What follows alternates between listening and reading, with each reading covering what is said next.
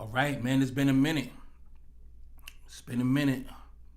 Let me check my levels. I should have did that already. What's up, everybody? I know it's late. It's late. Let me see what my microphone looking like. Turn it up a little bit more. All right, that sounds about good. All right, man. Peace, everybody. What's popping, man? What's up? What's good? What's good, everybody? How y'all doing, man? What's up, man? Please make sure y'all get those likes up, though, man. Make sure you get those likes up. I would gladly appreciate y'all. Listen, man. We already seen the video. Now, this is gonna be my disclaimer off rip, off top, right off top. Listen, man.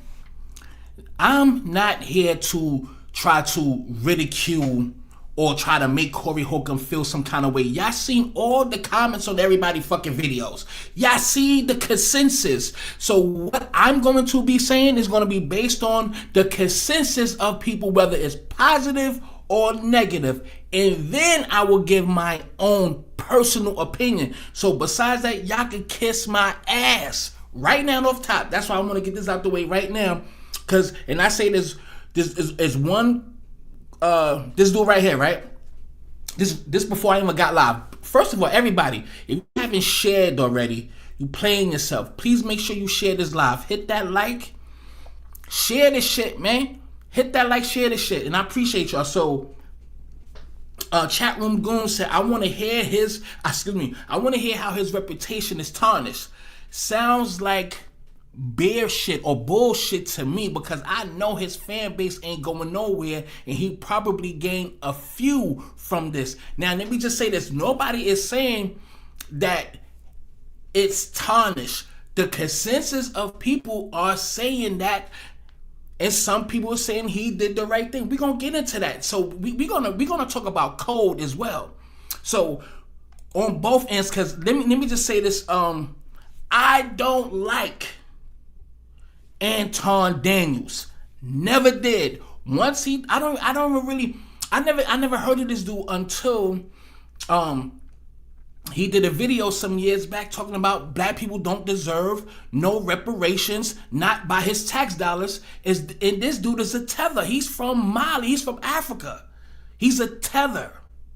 So I would never respect him on no level. However, I will give my own personal opinion about a little credit for him standing 10 toes and holding his ground. But we'll get to that. So I'm going to be talking about both sides of the coin. Again, if y'all have not shared, you playing yourself. Salute. Thank y'all for tuning in. Please make sure y'all share this live and hit the like button. Thank you. Before I do, salute to Martrice. What's good? Wild and Crazy Flags. Mega, what's good, my G? I see you, my G. Oh yeah, let me say this real quick. Mega, look up that Yaki dude. You know, the herbalist dude, right? He got a app, and you could get royalties and shit if you have the ass cap or BMI shit like that, and cause you rap about vegan shit, you know what I mean? Health living. Jump on that app, son, cause he you could get paid from that shit, all types of shit. Anyway, look into that. Look at the interview he just did with Real Life Stars, and like almost towards the end or the middle. But anyway, let's get right to it. Everybody, please make sure y'all share. If you haven't shared, please share. What up, my guy? Brooklyn and motherfucking Cali. Peace to you, family. I see you. Will you make? You said we will make you popular. Come in. Okay, whatever that means, whatever. Again, please share. We're gonna get right to it, man. And we're gonna talk about the Jim Jones thing, everything else. But I wanna get this out the way, right? Let me say this off rip. See, this conversation is not about fighting. This is about code. He always talked about being on code. Again, these are consensus. Overall, I fucks with Corey Holcomb. I need to say this because people are very slow. People listen to respond, not listen to understand. I'm going to say that again. People listen to respond, not listen to understand. I'm not attacking Corey or trying to make it seem like he's other than what he is and trying to tarnish his reputation all his viewers. He got diehard fans. And that's how it's supposed to be. So for you retards in the back, the niggas that need that extra push, this is for you, the hard-headed kids with the helmets. The bus matron saying, sit down, you little bastards, we about to drop you off, and you're still jumping from seat to seat. You hard-headed, two-seat helmet ass niggas. You motherfuckers, you little retard niggas. But anyway, see, this conversation is not about fighting, this is about code. Because when you live by a code, especially when you've been telling people you live by the code, the moment you don't stand on it, everybody else you ever said come into question. And that's exactly what happened here. We gotta be real. Just because you fuck with somebody, that don't mean you can't be real. Hold on one second. It's getting hot because I'm sweating already. Give me 1 second. Hold on. Let me cut this shit off. Let me cut my shit off real quick. Hold on. Give me 1 second.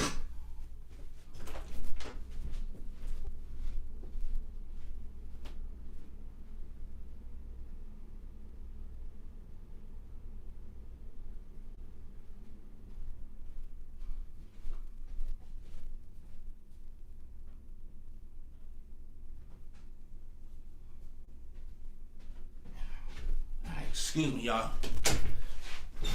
Shit, pardon me. And I just got out the shower. I'm already hot. Like, damn, because that heat be blowing. I'm hot. Let me take this shit off right here. Everybody, again, please share. And I know it's... Hold on, let me check my what's the name real quick. All right, I see people in... on Twitter. Salute to the people in Twitter that's watching, y'all. Please share my live on Twitter. I appreciate y'all and everybody on Kick. Please share my live on Kick as well. I appreciate y'all. Hit them likes and all that crazy shit. And let me, if anybody want to get on the panel, the link is already pinned at the top. So whatever you see was pinned at the top, the link to get on the panel is right there. So whenever y'all ready, y'all can just click on it and jump in at any time. Anytime y'all can jump on. So with that being said, like I said before, right? Here it is. So again, let's slow this down real quick, because a lot of people letting emotions cloud your judgment. Now, you had Corey Holcomb, who built the reputation. We're going to keep it a bean right now. I don't tolerate disrespect. I'm not the one. I'll take it there. There's that been his brand for years, but he's you know, he keeping 100. Just like what's the dude name? Damn, I forgot his name. The nigga that punched not Corey Holcomb. Aries Spears. He wound up having Zoe. I can't see the chat. Whatever his name is. Him. And he tried to test Corey. Corey stood up like, you don't want that. And Zoe ain't do nothing. You know what I mean? So So he always built the reputation of being a real one. And I still see him as a real one, because he sometimes you need to know when to play your cards and not know when to play your cards. You know what I mean? Know when to play them, know when to fold them, or whatever. But at that moment, he had that chance to really put that in a nutshell. You dig what I'm saying? But that's been his brand for years. So now you got Anton Daniels. We're gonna break down the video. So I'm gonna get to the video. I just want to get this out the way. I'm gonna go to the video and go frame by frame on where he was kind of, he should have stood on code, put it that way. But I'm gonna be more direct then. So you got Anton Daniels. He got different energy, different background. He not a street comedian. He not a shock jock, but a dude who won't back down when he's pressed, as we see. Again, I don't fuck with that dude, Anton. Anybody that's against my people's reparations, you an enemy for life. So fuck that. I'm staying on that, but I'm not gonna jump into the bag at the moment. Now here's where things shifted. When you have a verbal exchange, when that shit happened, right? Corey thought Anton was gonna fold. Let me switch my seat. Got up in his face. He was like, "Come on," and moved up. Again, we gonna get into that. And I really thought, like, yo, you know what I mean? Like, yo. And they all up in each other's face. Like, you know, when you're in somebody's face, like, you don't know. It could be just the wrong move. You don't know if the nigga's gonna smack you or whatever. Just a quick smack, bow, and shit get, furniture get to moving. The consensus he underestimated Anton. I underestimated Anton. I think all of us did. Okay? Not saying he's this big gangster now. Not at all. It ain't no David versus Goliath. Not at all. However, he stood his ground when confronted. And he stood on everything that he spoke about. He said it to him directly in his face. So you have to give credible credit's due.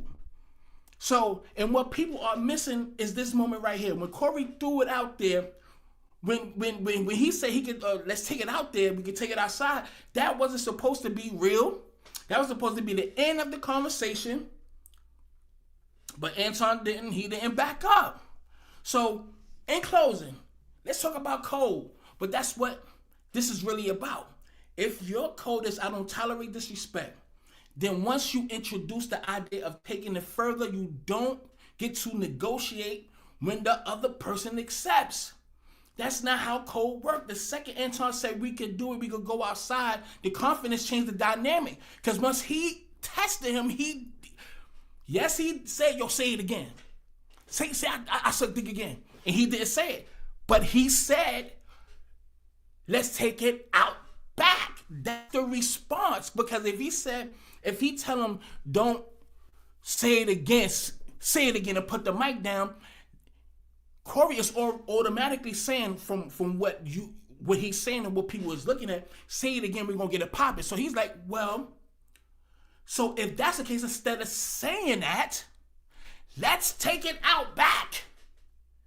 That's basically answering, that's basically matching the same energy. We cannot sit up here and play games.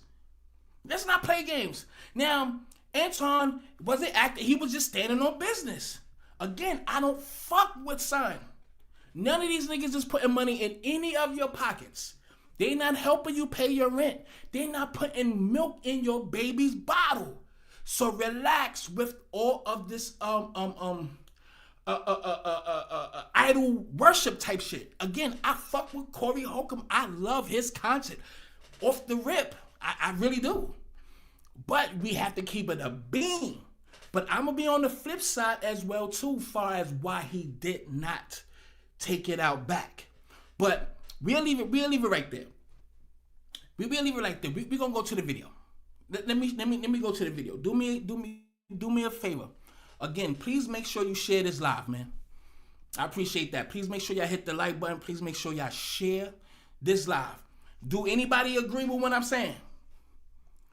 Let me look at the chat real quick. He did too much talk to get asked to go out back, and he sat down. Those are facts, Mega. Those are facts. He should have took him out, but like, yo, listen, hold up. We be back in 5 minutes. He got a security guard, and maybe his security guard was legally carrying. And I'm pretty sure whoever that was in the back should, you know what I mean? If this nigga shoot, you pop him. But it's an agreement. We're going to shoot the fair one. Nobody do nothing. If it gets too rough, just break it up. Nobody pull pistol. Nobody shoot nobody. We're going to shoot the fucking 5. That's it. That's it. But let's go to the goddamn video. Again, if you haven't shared, come on, son. You can do better than that. Please share this live. We're going to get right to it. And I think I should put the motherfucking, I know I ain't got no goddamn, what you call that shit? Hot flashes and shit. Hold on, goddamn it. Oh, hold on. I forgot about that. I forgot I gotta do that shit. Hold on. And we're gonna go to Anton's response, and we're gonna go to Craig Smith's response. Craig Smith is retarded, son. That nigga is stupid, son. I see you, Newark, Newark to LA. I see you, my GP. See you, King. You already know. Long time member or family. All right, let's get right to it. Again, everybody, if you haven't shared, man, come on, son. Share this live, and ain't gonna kill you. Anyway, let's go. Wow, wipe the sweat. Stupid as an example. Say something about the white people. No. You're not. I don't think you got people all the time. Oh, well, I didn't hear you. Can you tell me? Because I talk don't about know. liberal I hear white you women. talking about. Literally being the biggest enemy of the United States of America. That's the thing I say every single day. Caucasian female, the biggest enemy. Literally, white liberal women are the worst thing that ever happened to this country. What about their men? But we gonna get there because you keep trying to get me to qualify it by participating and joining in on the core. No, I think you're doing what's easy. No. I'm doing what's real. I think you don't want to go against them because if you go against them, it'll be some video of you going against them. And when I say them, I'm talking about your boss. I don't have a boss. We say that. We say that, but here's the truth. I don't have a boss. It's a reason you go after black males or black people quicker than you will go after white males. What are white males responsible for in this country as the downfall of it? I'm an equal accountability smoke giver. I talk about everybody. I'm just saying, I ain't heard you talk about white men since you've been up here. You ain't been listening. You ain't been listening. I've been listening to you. No, you haven't. I hear you taking you don't have the capacity to be able to listen because you're too busy. No. You got. Now, let us pause right there. Now, he's playing with. Let me make sure I'm unmuted. All right, right there, he's playing with his intelligence right there. My mom's always said, and I'm pretty sure in black household, your grandmother, your mother, your uncles, everybody, but mainly the women, according to my upbringing, when mama or big mama say stop playing with my intelligence, you already know to tread lightly because furniture could be moving. You dig what I'm saying? But he tested his intelligence right there. But let's continue. No, you too busy. My capacity that you just criticized, that's an opinion. Here's the fact. Have you seen something about Caucasian males and how they destroy this nation? Well, what did I miss?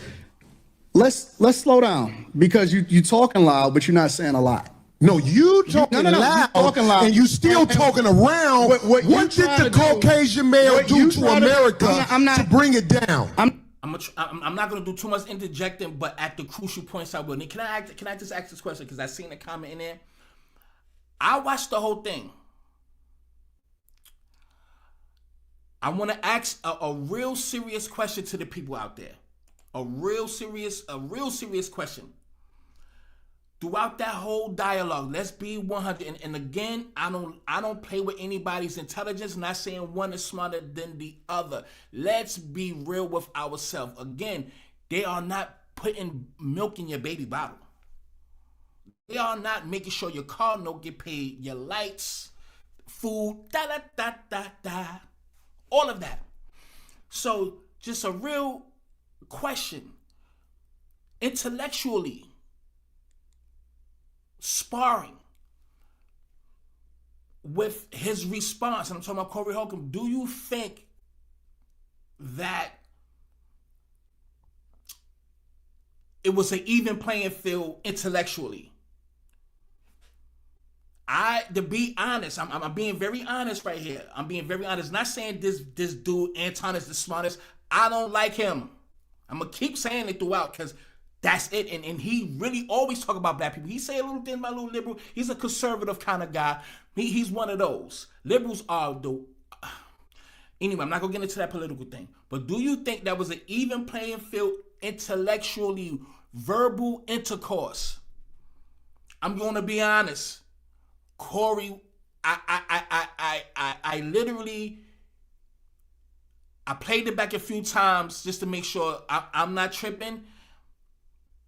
I'm sorry, but he's great at correlating and talking. But in that mental, that verbal intercourse, that verbal sparring, he was not there. And I'm rooting for him. That's the thing. I'm like this. I'm rooting for Corey because I don't like that guy. I don't fuck with Anton. So I'm rooting for Corey. Wrong, right, or indifferent. And he just wasn't there. But let's continue. We ain't done. And I'm being very honest, and I love Corey, and I swear to God, this is not to beat him up. I have a right to my opinion. If you put this shit out publicly, you should have took it down. If you put things out publicly, expect public opinion. Fuck that. Let's keep it pushing, goddammit. You heard? Hold on, goddammit. And thank y'all for tuning in again. If you haven't shared, please share. It ain't gonna kill you. I ain't been on live in like a month. At least you can do is share this motherfucker. Let's keep it pushing, baby. not getting into that. You I'm not dancing getting into around that. it. No, And I'm that's not. why I lose respect for you when you start dancing and kissing Caucasian males' ass. But I don't. Don't do that in front of me because I'm not an ass kisser of nobody. Yes, you are. You like that. you doing the easy shit. What you do, let me tell you what you do. Last time. Chat room, what's your name? Chat room goon. There's a link at the top that's pinned to the chat. You'll see the StreamYard link in it. So anybody who wants to jump on the panel at any time, you are welcome. Everybody on Kick, you can hit that link. I gotta put it on Twitter, but right here on YouTube, if you want to jump on at any time, the link is there. Anybody is welcome. Let's continue.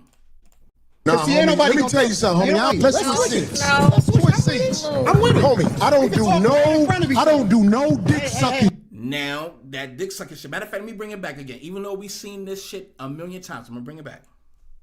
You do? Let me tell you what you do. Nah, See, homie, ain't nobody let me gonna tell you something, ain't homie. nobody- I'm not getting into that. You I'm not getting dancing into around that. it. No, And I'm that's not. why I lose respect for you when you start dancing and kissing Caucasian males' ass. But I don't. Don't do that in front of me because I'm not an ass kisser of nobody. Yes, you are.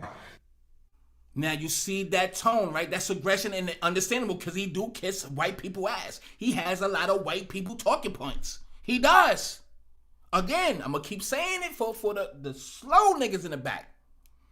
I don't fuck with him, but I do respect the standing 10 toes down. You gotta give credit where credit's due, or unless you're a real hater. I'm not a hater.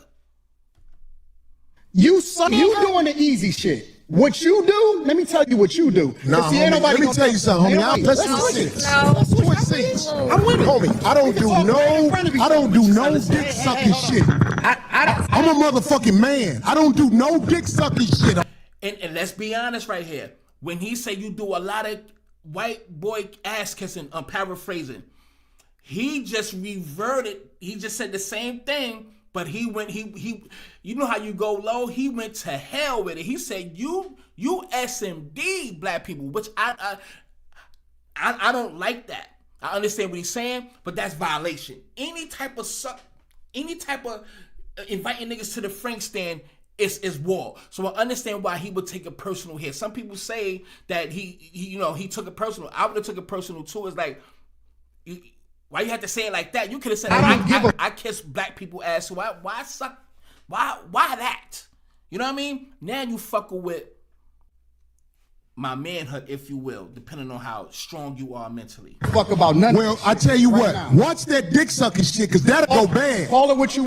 Hands in the face, and he's not moving back. The energy is rightfully so. Won't. I don't do no dick sucking, You say a homie. lot of shit that I don't fuck with either. You Okay, but that gay shit, oh, you I don't give go. a fuck about what you talking Hey, about. homie, I tell you I'm what, right here. put no dick. This is where confidence is building in Anton, because if anything, he ain't do nothing yet. So his voice is getting louder, or he just been like that. Who knows? Everybody, you can't judge a book just by one look. Shout out to the movie Hoodlum. Sucking shit. Shit to me. Don't put no I'm dick from sucking Detroit, shit on me, nigga. I'm from Detroit. Say right I now. suck a dick again. I'm right here, right now. Say it again, and he went back in his face right there. So that's it's a, if you will, just an analogy. A lion, he's the lion. He probably thought he was a gazelle. Now this gazelle, i.e. Anton Daniels, is turned into a lion too. So you have to match that same energy. Lion versus the lion. Sometimes you got to be a lion to tame the lamb that you are. That's Dave Chappelle's mother's quote. All All right. right, that's what I'm I'm saying. a respect. Now that right there.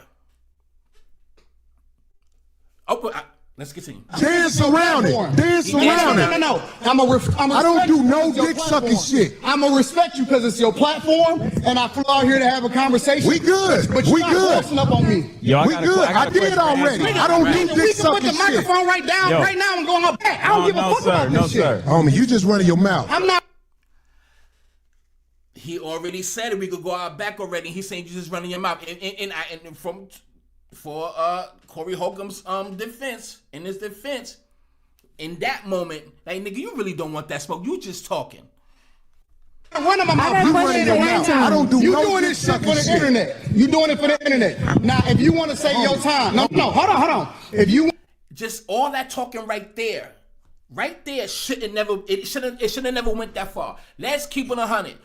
It should never went that far right then and there. Once he said you could go out back, put the mic back down. Tell the people who's watching, hey yo, listen, I'm gonna go handle this. I'll be right back. Cut the fucking cameras off and head out back. Once he started talking and picked that mic up, his confidence shot through the roof. That is a natural reaction when you engage in some kind of friction with somebody. You think what I'm saying? For anybody, that's a natural feeling, nigga. I said we could go outside and you ain't do nothing. Oh, I'm leaning into this shit. I'll show you I ain't doing it for the internet. If you want to say Anton, listen, don't disrespect me like that. If you want to say Anton, don't disrespect me like that, I'll respect you. But don't boss up on me because you said a lot of shit to me today that I don't fuck with either. But I let that shit ride because you don't know me. That's confident speaking. Any other the smack would have happened already. The mics would have been all over the floor already. What's the girl, the Asian girl, which is, I guess that's just his bitch. She would have been all trying to grab him and all types of shit. Everybody, all the niggas behind the camera would have been trying to break this shit up. You don't know me. So I'm going to extend the same respect to you. You called me out of my name. You said some wild shit, especially with regard to how would they call this nigga out his name? That's what I'm saying, right? He, at this moment, he should have literally, he shouldn't handle it. This is what I'm saying. Regardless of you being a fan, if you a person who talks about stand on code, and this dude is matching your energy in front of your bitch, in front of people who's watching, regardless of how you feel that he handled it correctly, the consensus is going to say right after all of this, nigga, everything that you talked about is in question now. Cause you let this lame nigga not even intimidate you, but pull your card. That was the exact moment when confidence changed.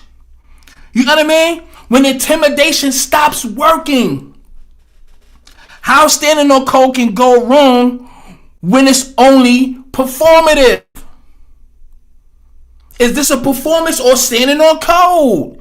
If you stand on it, you have to question it. Nigga, I'm telling you that you did. You can't tell me how you did that. I got a question for bro. Okay. Hold on 1 second.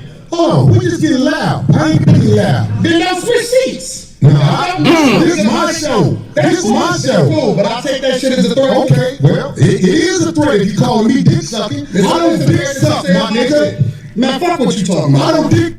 Right there. Son, stop. Yo, listen, y'all better stop fucking playing out here. Stop playing. That voice is high. Any nigga would have played. He said, stop on that talking. What have y'all would have done in that moment? What have you would have done in that moment? Would you would have just let it ride? Or what? I press 1, press 2. Somebody let me know y'all thoughts. Again, I'm not here to beat up on Corey Holcomb. I'm just saying this is when your code is tested. When your code is tested. This is what happens now on the flip side. If I could respect that he didn't do anything that cooler heads prevailed at this moment, you know, but he did test you. He should have destroyed him with comedy a few, right? At least he should have joked on a nigga. At least he should have got on a nigga. The nigga looked like what's the name from fucking Lean On Me. You smoke crack, don't you? You know what I mean? Little Pillsbury, little fat nigga. You know what I'm saying? Little Debbie cake eating ass nigga. You understand what I'm saying? He, at least I don't know, but we have to. Again, just because we like somebody and respect them, that doesn't mean you don't have that freedom and right to reason with right and wrong. You know what I mean? Like, come on, everybody is not perfect, but let's keep it pushing. Let's keep it pushing because we got more to go. Hold on, where I'm at? I'm sorry. All right, right here. All right, let's continue. So if you want to get back to the conversation, he's controlling the conversation now. Who's controlling the conversation at this moment? He's testing his gangster kid. You talking, you ain't even gonna do shit. Come on, son. So you telling me that he did not, when we're keeping it real goes wrong. Y'all cannot tell me nothing. And I love Corey Holcomb. I fucks with the show. But you gotta keep it 100. He can't do this shit no more unless you have to make an example at some point. That was the perfect time to make an example. You ain't have to do it in front of people. Calmly be like, you know what? Hey, yo, we'll be right back. Pause this shit. Turn the mic, turn the audio off, turn off the camera. We be back in 5. Lakers at 5. And take it out back and come back, whether you bruise or not. Or the motherfucker behind the camera be like, well, listen, man, we're going to have to shut down this live. It went down. He'll speak to you when he's ready. And end the fucking live. Get the fuck up out of here. Because you're not going to be with me with that dick sucking shit again, nigga. You're not going to be with... See, I suck dick again, nigga. We all that right now. We all that right now. I bet you don't say that shit. We all... I'm telling you, his confidence built up way before this moment. Because he already tested him when we could go outside and he ain't saying nothing. Not with saying, yo, say it again. That means you say it again, I'm gonna fuck your ass up. He's saying, okay, well, I don't have to say it. Let's get it popping. He's already answering your question. He's already going there. He already tested your gangster. When he said it the first time, you ain't gonna do shit. He already tested you already before he dropped that mic. He already had confidence that he will spar with you because he's seen that you even... Y'all know the vibes, man. Come on, man. I got money for all this. Whatever. I got money too. Nobody give a fuck about that shit. No, it's just not respect. I ain't falling for that. I ain't falling. Dolly, get out the way. You yelling at D. At this moment when he got up, I thought he was gonna go around, but like, well, come on. I swear to God, when he got up to get up, I swear to God, I thought he was gonna go around. He'd be like, come on, nigga. Let's go shoot this fade. Don't get in the way of two niggas. Let me tell you something, homie. I ain't got to go out back right now, because we got to go out back to lead this motherfucker. But I'm saying that dick sucking shit, watch that. That's all. Confidence is shot through the roof. I'm telling you, y'all know street shit. When you come from a certain demographic, all of that talk is just talking right then, right there. He's still trying to keep... I'm just being honest from my perspective. He's just trying to keep that persona going. But he already lost the war. Excuse me, not the war. He already lost the battle there. Y'all can sit up here and hug nuts all you want. You could ride cock and stroke the nigga balls if you want to. That's on you. But put yourself in that position. What would you have done? That's what I'm saying. Put yourself in that predicament. What have anybody would have done in this moment? Win, lose, or draw. At least your reputation is intact. What if they would have got a pop and Anton whipped his ass? Well, he still stood up. His reputation is still intact. It's not questioned. Or if he would have beat his ass, it's self-explanatory. He already knew he had him where he wanted him. And if I don't say it how you like it, if you want to get back to the conversation, we can get back to the conversation. But just know, I'm not listening to none of that shit, bro. I'm not listening to none of that shit. If you want to get back to the conversation, we can get back to the conversation. Everything. I'm a C student, so the way I like to do it is, I like for people to break it down to me like a C student. Help me to understand, like I'm barely graduating. Break it down to me like a little child. The way that you would talk to a child, talk to me. That's why I like to do it. And it's easier for me to digest it. I like that you said that. But see, I'm at a stage of the game. I ain't got time to talk to kids. Why not? I don't got time to talk to kids. My kids grown. And I'm saying, like, if they asked me to go to the school and speak to the children, I would tell the children to do what's right. Because I know that's what they're supposed to. This response was kind of crazy as well. And again, I would support Corey more than I would ever support Anton. Ever. I would never support that guy. But I will give credit when credit's due.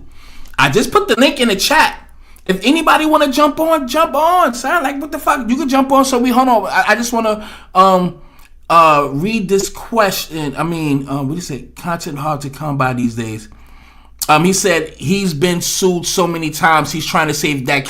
Who's been sued so many times? Are you talking about Corey Holcomb? Hold on, son. So who you talking about?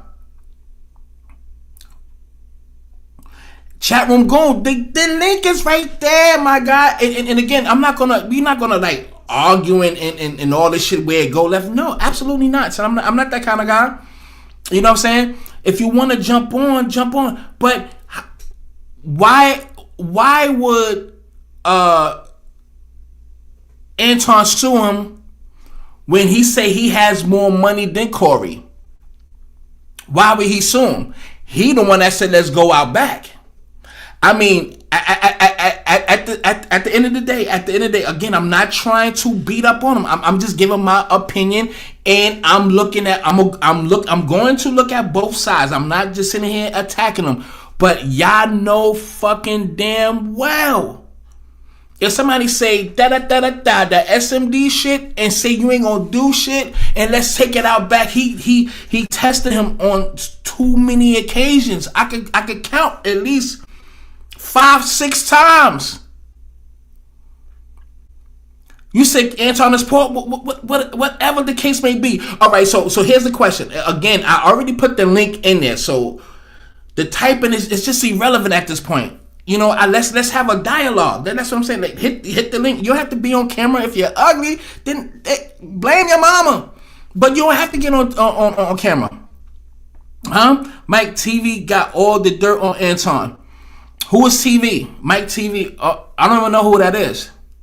But whoever it is, again, I don't fuck with son. I don't fuck with Anton at all. And I'm not trying to beat up on him. But y'all can't make excuses for other people though. It seems like y'all making excuses for other people. You mean? But let's keep it pushing. Again, the link is in the chat if anybody want to jump on. You know what I'm saying? Anybody can jump on right now if you want to. But don't be scared. Goddamn it, shit. Supposed to do. I'll be like, listen, do what's right. Whenever you get that feeling like you're doing something wrong, then, step back and do what's right. That's what I would tell kids. That way I would be able to speak from the heart. Not going for it. Do what I say, not what I do. No. Let me tell you what my translation of that is. This is my translation of that. I don't want to substantiate my argument, or I don't want to break it down to where you'll actually understand it, because you may be able to break down what it is that I'm saying. So I choose to only speak in riddles, and I also want to speak in parables. He's playing with his intelligence again. Overall disrespect. Not even testing his gangster. He's mentally trying to demolish him. For the slowies in the back who can't comprehend the whole conversation that they had, y'all just need to shut the fuck up and stop typing. Because if you can't pay attention, shut the fuck up. Because then I could say, well, if you don't know, you don't know, you don't get it. Now, I might get it. I might know exactly what you're talking about. But I might act like I don't know what you're talking about because I want you to substantiate your argument. So that's what I stand on. But that's why I say break it down to me like a C student, so that I can truly understand exactly what you're talking about. So that we all can understand it, because we all may need to learn something. Right. So look, what you said. Babyface was good, King. But what you said in that was a key word. You act like you don't know, and I know you act like you don't know, brother. I have no idea what you're talking about. You just said it. Believe me, you said it. Still laughing. Feel silly. He said. Really trying to look. It was an intense moment here, Anton, and we trying to make it where it is professional. We trying to make it where it ain't what everybody said might be or whatever the fuck. Because I ain't with all that. I ain't got to go to war with no man who visited our show and probably didn't understand one thing how I was thinking, and I probably didn't understand one thing how he was thinking. Corey not gonna have me back on the show, y'all. You funny, man. You funny. Back on the If show. I wasn't gonna have you back on the show, I wouldn't have shook your hand. I hope you believe that. When I caught myself, I was like, You know what I'm doing right now, Phil? I'm putting pressure on him to get me back on the show. But it ain't working By like that. saying that he's not going, because It ain't gonna work like that. But I'm saying, Corey don't like this, dog. He don't like this. Corey don't like. Why you talking to that man over there? Because I gotta talk to Phil. I'm talking to Corey through Phil.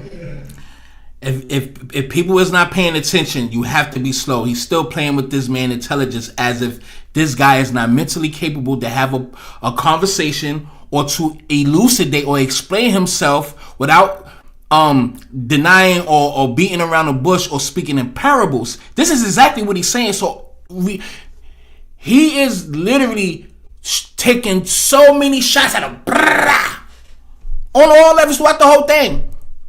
I would slap the shit out of him. I'm just letting you know that right now. If win, lose, or draw, I got my ass beat quite a few times.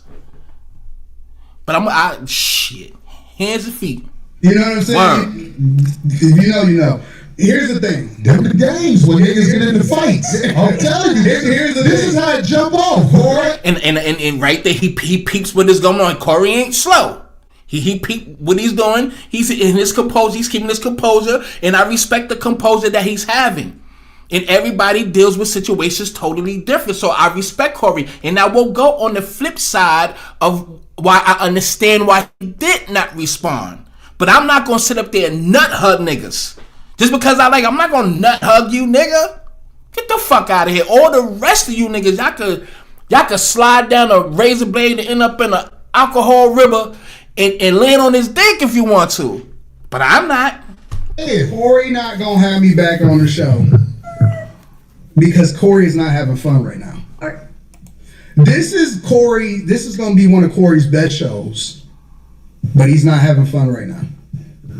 And Corey seems to be a feeler. I'm more of a results-driven guy. Corey seems to be the type of person that goes off of how he feels. If you notice, I'm doing a lot of explaining to you about how the line can get crossed, but you're doing a lot of telling me what I am. I think that's homosexual behavior. I said Corey seems to be, meaning that I'm leaving open the door to get corrected. I want him to correct me if I'm wrong, but I still want the freedom to be able to give my opinion. So you don't want me to give my You thoughts? can have the freedom, brother. What I look like trying to take freedom from you? No. I'm starting to feel some type of way, bro, because why is everything homosexual to you? Well, this is what I'm saying. Like, When did the explain. conversation turn into homosexuality again? Okay, I'm gonna let you land. because I don't want to talk over you. I'm trying to understand it. Why is everything gay? I can explain it. Okay, go ahead. Maybe look, I'm not saying that you gay, but what I'm saying is if you looking at another man and you say you talking to me through another man, if I'm a man, I'm gonna say, well, I'm right here. Yeah, but you're not getting it. You still talk about me, homie. This is a gay conversation. It's not. When you talking to men That's who funny, playing though. riddles and stuff like that, I'm telling you, You the one that's talking to riddles. you ain't never been to jail, have you? The reason why he said, speaking to Phil, he's speaking to Phil, through Phil, is because he is saying, as this conversation has started and what's led to that point, from his perspective, that Corey was speaking and talking around the bush and speaking in parables, not making his point clear. That's where all that comes from.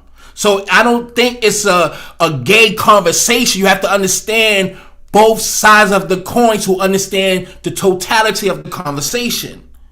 That's why he was saying he was speaking through Phil, and he's taking it as it being a gay conversation because the man is right here. He already told you, speak to me like a 3-year-old so I can understand what you're saying. And he said that in a modest way because Corey, to him, was not speaking clear enough, and he was beating around the bush or not articulating himself to where it's digestible. Do y'all get what I'm saying? Again, I I don't fuck with Anton. I don't like him. But I'm not gonna nut hug niggas just because I like them. I'm gonna be objective and fair all across the board. Hell no, I ain't never been to jail. I can tell. I can tell. You been to jail? Nope. So what the fuck that mean then? I'm just saying, like, if you went to jail, they would have to start you over from scratch. What would they do to you? The people you would be the tough. No. Just let me land with this. The people I don't think from a jail perspective, nigga. I'm not a jailbird. I'm never going to jail. I see. What the fuck is we Well, you talking can't about? say what you'll never do, but I'm saying never going to jail, bro. Well, okay. I don't even have that. Dog, I don't even like that type of energy. I'm just trying to make a point. Anton. Cause you pussy and somebody and I was saying that too, like his hand mannerisms and shit like that. He got zesty mannerisms. Anton has zesty ass mannerisms. I've been peeped that I don't know if he got his booty dug before. I don't know if he had to bend over to get a green card to move over here. Was he born there? Cause I know he's a descendant of over there. The ungrateful cousins from Africa. Not all Africans, but the majority. Y'all kiss my ass. I'm not gonna dig in that bag tonight, but eventually I will. What I'm saying is, I have been around enough people who have been institutionalized where I know how to carry myself around men who not finna play with you. That's all I'm saying. I don't hang around niggas that been to jail, so I saw for it that way. The way you saw it is a little bit different than the way I saw it for it. Okay. So I choose not to hang. And G Money, I got you in a minute. Thank you for holding on. And everybody, if anybody want to jump on the panel, the panel is open, y'all. It's free for all. Jump your asses on here. And especially, let me say this real quick too. For those who have a deeper understanding, just like somebody told me here, everybody be patient. I know ADHD is a real serious symptom that a lot of us have. But the dude said that Mike T or expose Anton. If people have more information about Anton, jump on the panel because I don't watch him. After that, black people don't deserve reparation, not from his tax dollars. What is there for me to be watching? You a flat out enemy from the gate. So it's nothing that I want to do. So if you have any more information, click the link. We got Urban Flavors. I got you in a minute. Let me put the link in there again. If anybody want to jump on, it's all free for all. You can jump on at any time. Thank you to everybody that's on Twitter that's watching. Let me see. All right. So enough for y'all on Twitter. Thank y'all Twitter for watching. Everybody on Kick, thank y'all for tuning in. Please make sure y'all follow me on YouTube or Viral Access Media. Please make sure you follow me on Kick. I think it's Mike Larry 80. And people follow me on Twitter and TikTok, motherfucker. But TikTok, you don't stop. All right. So if anybody want to jump on, please do. Give me 1 second. Urban Flavors. All right. Let me. This is almost over. Around niggas that's been institutionalized that had to carry themselves a certain way because they made a decision that they wasn't supposed to make. And it shows that you've been around people that ain't seen the other side of the game. Because some of the smartest men I know they've been to college and gave that time up. And it was actually a learning process for them. But they still got to stand 10 toes down when they out here, Anton. I don't believe that you tried to disrespect me now that I've been talking to you. I don't believe that. I believe that you are the way you are. I am the way I am. And wait, hold on. I don't know if people caught that. Did you hear the giggle after he said, I don't think he was trying to disrespect me the whole time I was here? In his mind, is like, nigga, you not catching on yet? Let me bring it back just a tad bit. Man, I'm telling y'all, man, I don't know where niggas, I don't know what demographics y'all was brought up in. If y'all can't catch it, god damn, bro. And I was in special ed for my attitude. I was on the short G bus going to school after I broke a white kid arm in regular public school. Yeah, I ain't got it all, but goddamn it, I got some sense now. And shit. I don't believe that you tried to disrespect me now that I've been talking to you. I don't believe that.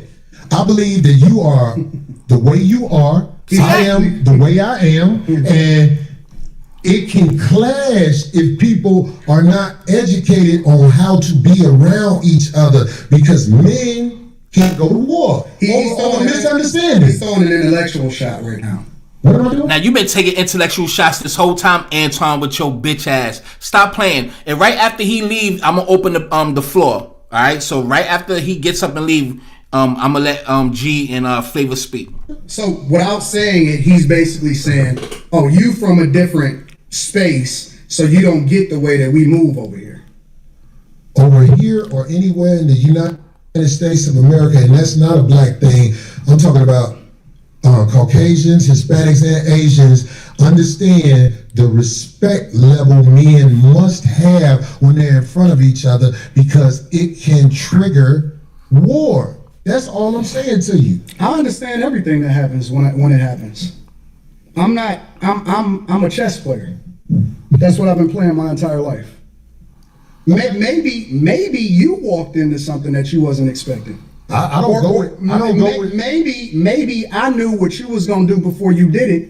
Maybe. But I tell you what, that's a dangerous game to play, especially if you got a life that you live in. Because I'm telling you, man, it's a lot of people in the cemetery that didn't know it was gonna happen like I that agree. fast. That's why out here I try to walk under the code. There's a code out here. No, you don't. And that's why I said, You said I don't want to go? no, you're hypocritical. I told you that to your face. The whole world is a hypocrite, but what are you talking No, about? you're a hypocrite. You're a hypocrite when it comes to specifically you moving by a code. I don't understand what you're saying. Because you think that you can say what you want to say when you want to say it, and that people are supposed to respect the way that you move. But I don't think that you move the way that you're supposed to anyway. I want this thing to be studied, because here's the truth. Brother Anton is talking about everybody else but himself and white men. This is a fact. I like this chat. Let me tell y'all He's why I talking like about this chat. everything but himself No. and white men. No, listen. He definitely has a point. Corey Holcomb definitely has a point, because he comes off as if he's talking about white people, certain conservative or liberals, as he say. He say that to try to play both sides, but he really don't like black people like that, or at least foundational black Americans, or whatever. However, or just anybody that ain't African. I don't know. You dig what I'm saying? But Corey definitely had a point right there. I told you I want to come back and have a full conversation about it. Or we can talk about it right now. I ain't got nothing better to do. Study this episode. Shout out to shit on Caucasian males. Shout out to the I'm not gonna shit on nobody. You shitted on black people. You shitted on motherfuckers. I felt like I shitted on you. To your face. To your face. Be careful shitting on me, because I feel like you talking shit again. I'm not talking shit. I'm Well, telling be you. careful. I'm telling you. You shitted on me to my face, but that shit will lead to some danger. Will we please stop the Trust me. the tough talk? I got security. You got security. Homie, I ain't got security. They're my people. Cool. Them your You security gotta people. hire a motherfucker to be with you. Absolutely. I'm always gonna hire somebody. You better. 100%. How you be talking? Corey, stop talking tough. Stop talking. Homie, you.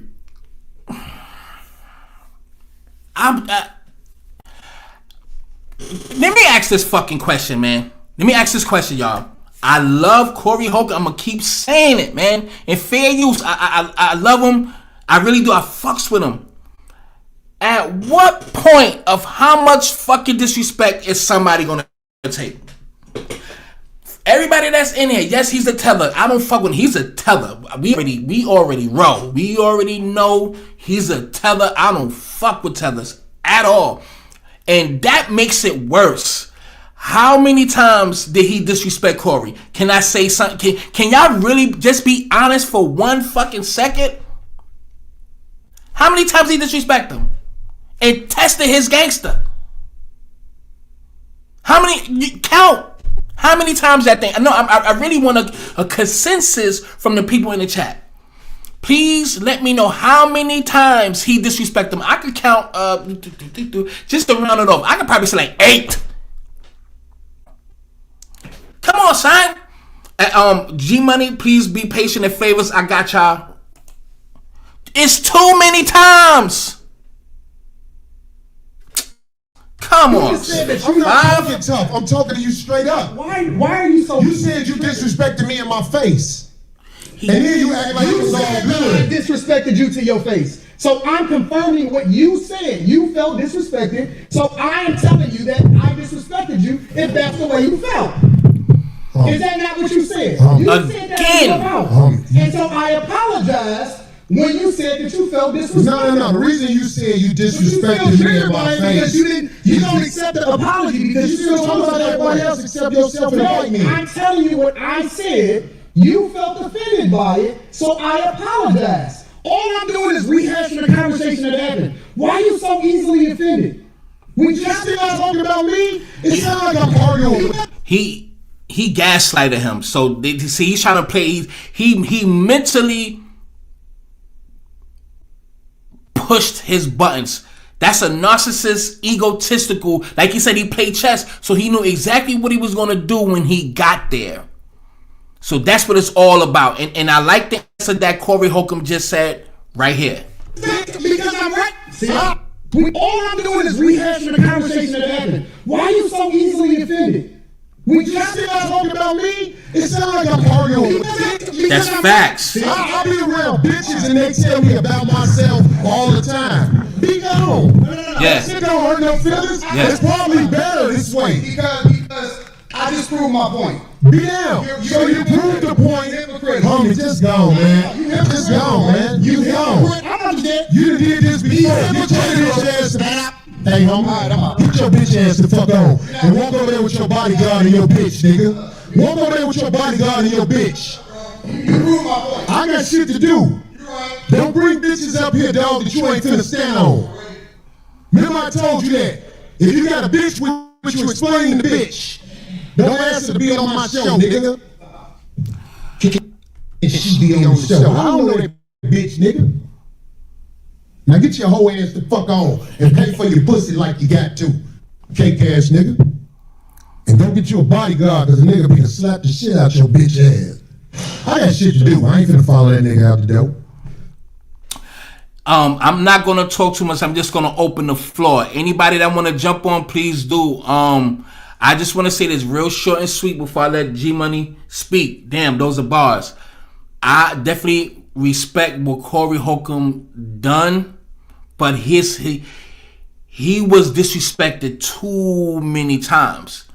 And Anton is a narcissist. I'm gonna go to his response after this. I'm gonna go to Craig Smith. Everything. I'm gonna touch all that. But you could tell what he was doing. He had a plan to literally play games and push buttons and be just gaslighting him. And that's exactly what he did. At the end, when Corey said that, I feel like I'm talking to a bitch, because what he's saying, he know he's gaslighting him, but still want to play this mental gymnastics to make him look guilty or make him look a certain way when you the one that was gaslighting the whole time. G Money, what's your thoughts, family? Please open your mic, family. What's going on, Mike? How you feeling, fam? I'm feeling good. The whole situation about this joint is, I think it's a play. I don't even think it's real. Okay. I think all that is, they both sat down and came up with this idea. Because if a man tell you suck D, you supposed to rumble. If a man call you out, you supposed to rumble. It ain't no talking after that. You see what I'm saying? So once you say let's go outside, the microphone drop. I'm putting that on. I'm closing the screen down. We gonna go outside, shoot the fire real quick. Yeah. Come back and talk. But Corey Holcomb, you gotta remember this too. He ain't gonna go outside because he broke both his wrists. Oh, so he got glass hands. He don't want to test them glass hands, man. And at the end of the day, Antoine did have a point in time. My bad. Yeah. Hold that thought. I'm sorry. Hold that thought. You said he needed to turn down his TV. Is the audio fine? Because I'm just going by what Big Hair 642. Is the audio good? Everybody, please press the one if. Or you talking about G Money's audio? Can y'all please let me know? Be fast on the draw. Better now. Maybe turn your TV. No, I don't got a TV. I'm like in the area where it's like an area where it's closed off at. How we sound now, everybody? Because they saying it's your echo, not me.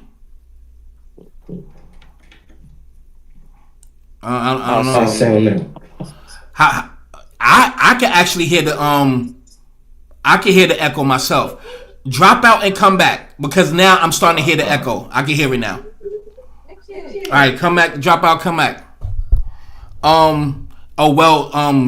Urban Flavors left. All right, so I mean, if anybody want to jump on the panel, I put the link in. All right, if anybody want to jump on, if anybody have thoughts, there go the link. Let's go. I'm not gonna talk your head off, but let me just give you these points. You know what? Because I want to talk about code. Because do y'all believe? Damn, but this is why I want to get other people's views. I really want to understand how y'all feel about this because, well, according to what he's saying, he got glass wrists. He don't really want to tussle. But the energy he was giving is like, fuck my glass hands. I just go to the hospital afterwards. You know what I'm saying? And fuck it. But I feel like he was tested too much. Code only matters when it's tested. Talking about it doesn't count. Moments does. Moments do. You understand? Intimidation isn't the same as respect. Once somebody doesn't flinch, the illusion disappears, y'all. We have to really understand that shit. You know, you don't get to negotiate in mid-moment. You know, if you introduce the escalation, you know, you don't get to walk back without consequences. You understand what I'm saying? I mean, Anton did disrespect. He did the SMD shit or whatever. Sucking black people's stuff like that. You know what I mean? When he got up and switched seats and shit like that, that was the moment. And when that moment shifts, you can't unring that bell. Confidence shifts instantly when a bluff is called. He called this bluff, however you want to look at it. But I do respect towards the end, I kind of got where Corey whole issue was. But G Money feels like all of this was was planned. So I don't know. G, go right ahead, and hopefully you're not echoing. What's up, son? Yeah, it sound better. Everybody, let me know. Do he sound better? You see, my TV got big Anton, all his business out here. Okay, well, Big Head, you can jump on to talk about it, and you don't have to keep shouting out people channel like that. I don't know if you Mike TV.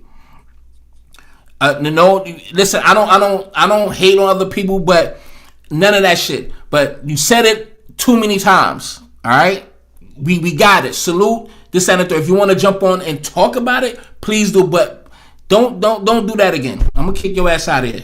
I don't care. You know I don't care. You don't have to subscribe. You could even unsubscribe and block my channel.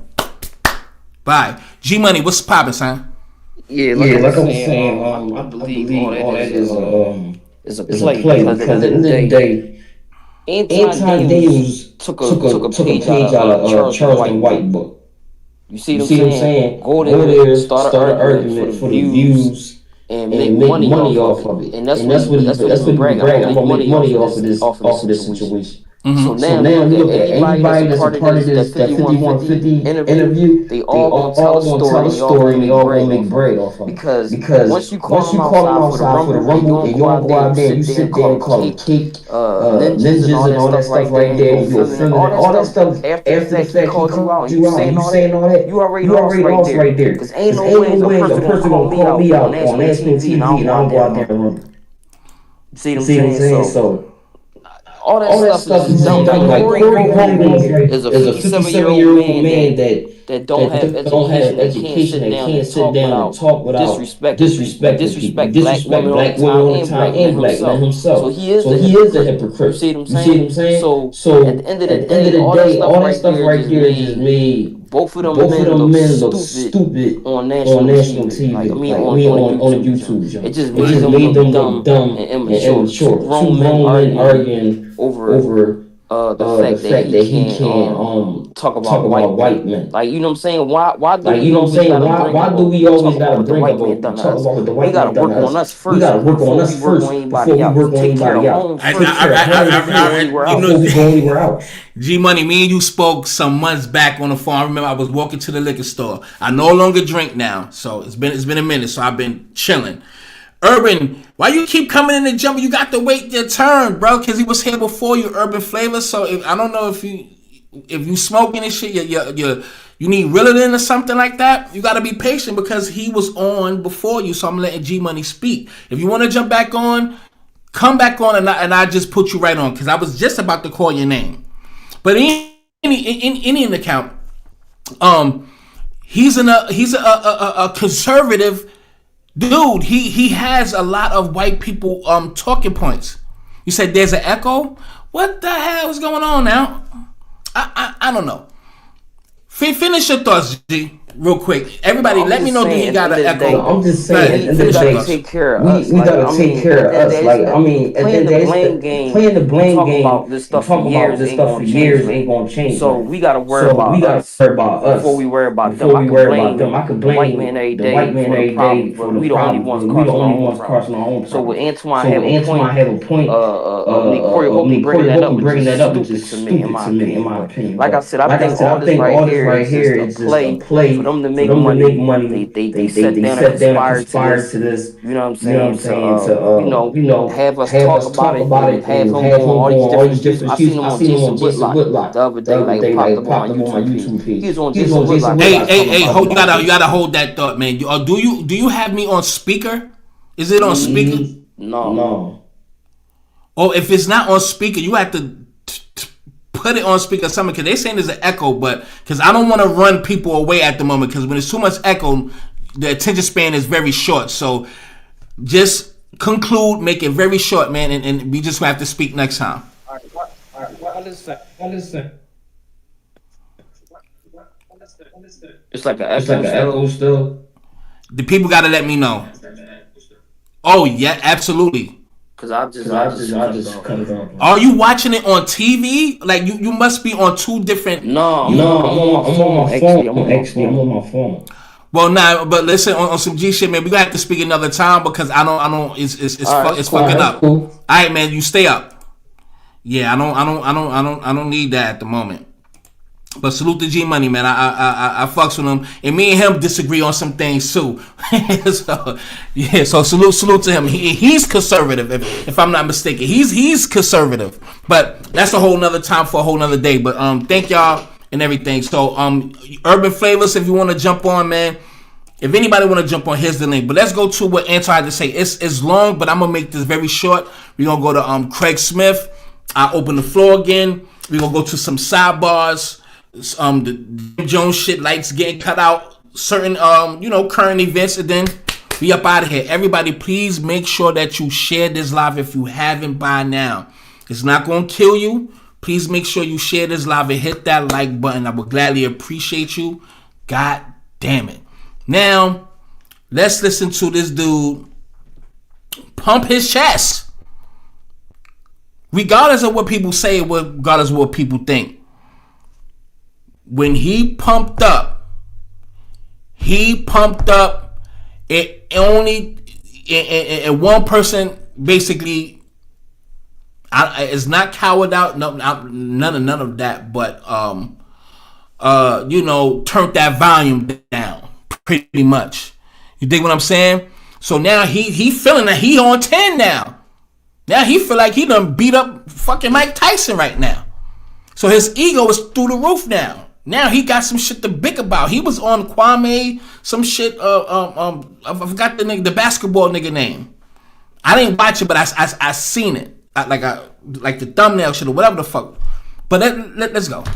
I showed you I ain't doing it for the internet. I'm saying, don't disrespect me like that. If you want to say Anton, don't disrespect me like that, I'll respect you. But don't boss up on me, because you said a lot of shit to me today that I don't fuck with either, but I let that shit ride because you don't know me.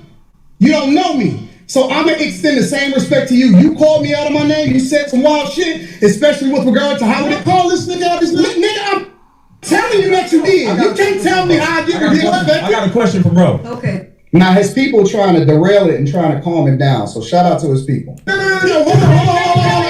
hold on 1 second.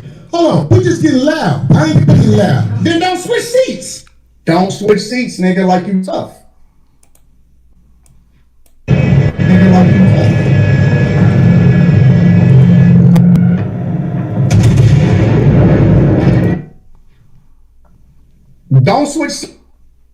Don't switch seats like you pressing me.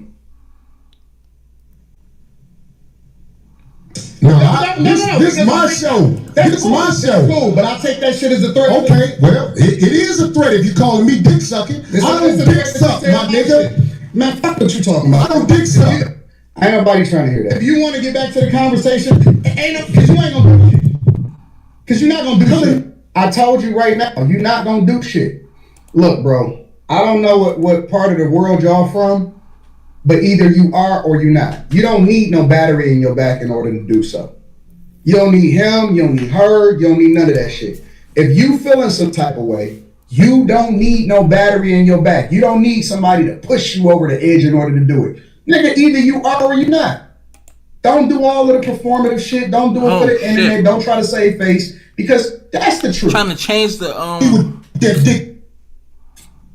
Me with that dick sucking shit again, nigga. You're not gonna see I suck dick. All right, so now he put the microphone down, right? He put the microphone down, right? All right, cool. We love that right now. It ain't nothing else to talk about.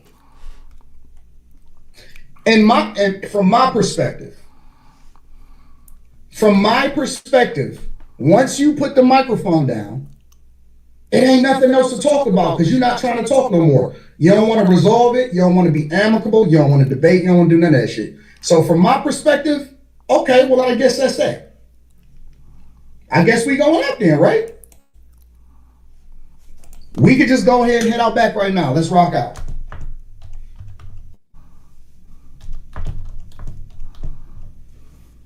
You put the mic down. Let's go out back right now. Let's do it. Now you see, this is here's the thing. When niggas, not saying that the dude is bunky, like the nigga is soft or a pussy or a bitch, but I think he is. But when certain people that's in the category, you put in the category like a sucker nigga or a lame nigga or a zesty nigga, because he got zesty mannerisms and all that. Like he's built like a duffel bag, a fucking garbage bag. You dig what I'm saying? Get your money though. I don't, respect to getting your money, man. Like live life, nigga, whatever. But when niggas, when the soft, when the weird niggas win, come on, son. That's like academics winning a fight. You dig what I'm saying? And his ego is out the fucking winner. So imagine him just beating up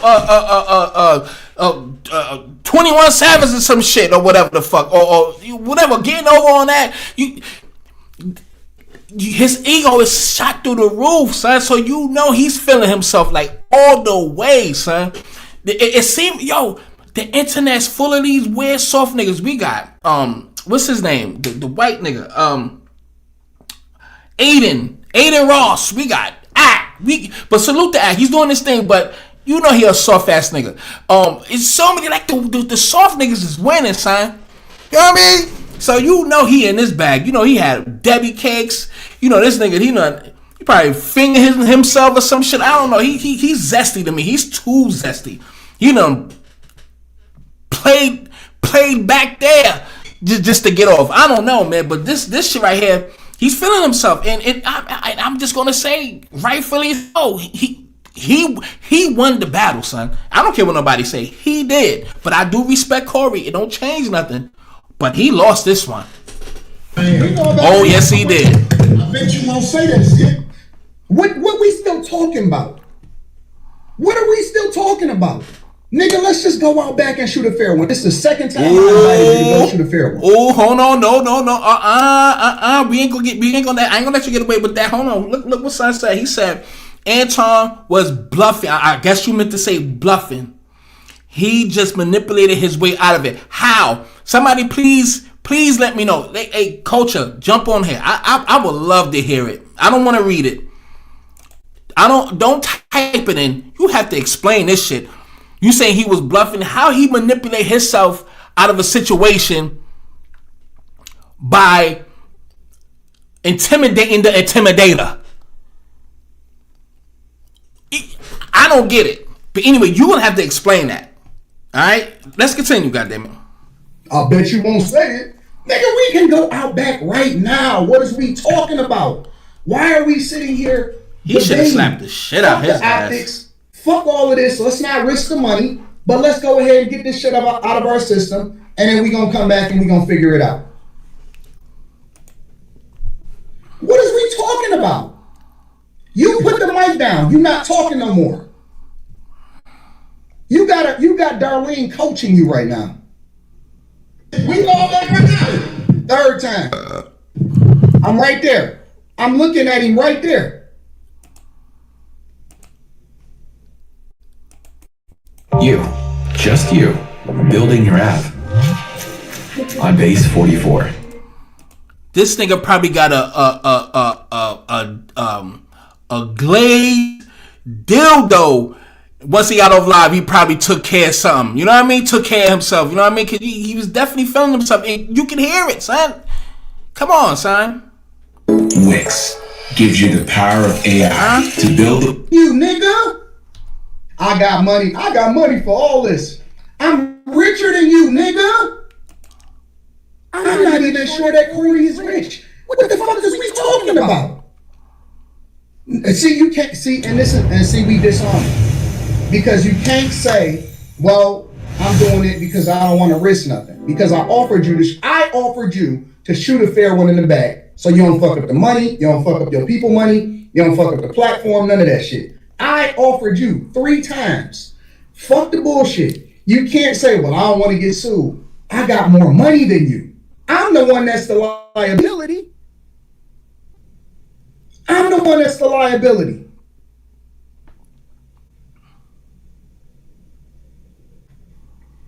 What up, Shakira? They can't use the money argument. You can't use the intellectual argument.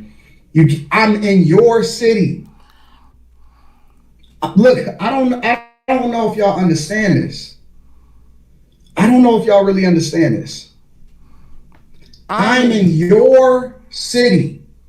I flew out to LA. And just by this, what you get for not checking lame niggas like that. This is exactly the response you get. The lame niggas is winning on this internet thing. And I'm not saying I'm the realest nigga out there. Hell no. Oh no, absolutely not. But I ain't gonna talk about me. But these weird niggas is winning. You know? So he's really, really feeling himself. And I respect Corey Holcomb for not going out back. I respect that maybe he was trying to show people exactly who Anton Daniels is, regardless of his narcissistic gaslighting type ways. So maybe Corey Holcomb was playing chess as well, in his own way. Ain't nothing wrong with playing dumb. Sometimes I play dumb. Sometimes I literally play like the dumb nigga in the room, just by not saying nothing, because I can't talk dumb. I play dumb by not saying anything. You know what I mean? I can't talk and just be dumb. I can't do that. Like my ego will be bruised. But maybe he's just playing a role and just showing people exactly how Anton is. So this is what you call self-control, because he damn sure self-controlled himself. I don't think most, instead of adding me, most people would have handled that correctly. Furniture, mics, and tables would have been moving. You understand what I'm saying? And y'all can't say y'all would never done it either. And let me just go by this comment right here. Security won't let you catch a fade. They will be liable. Anton, know that. Not really. No, absolutely. If you pay for security, if you paying security, they do what the fuck you tell them to do.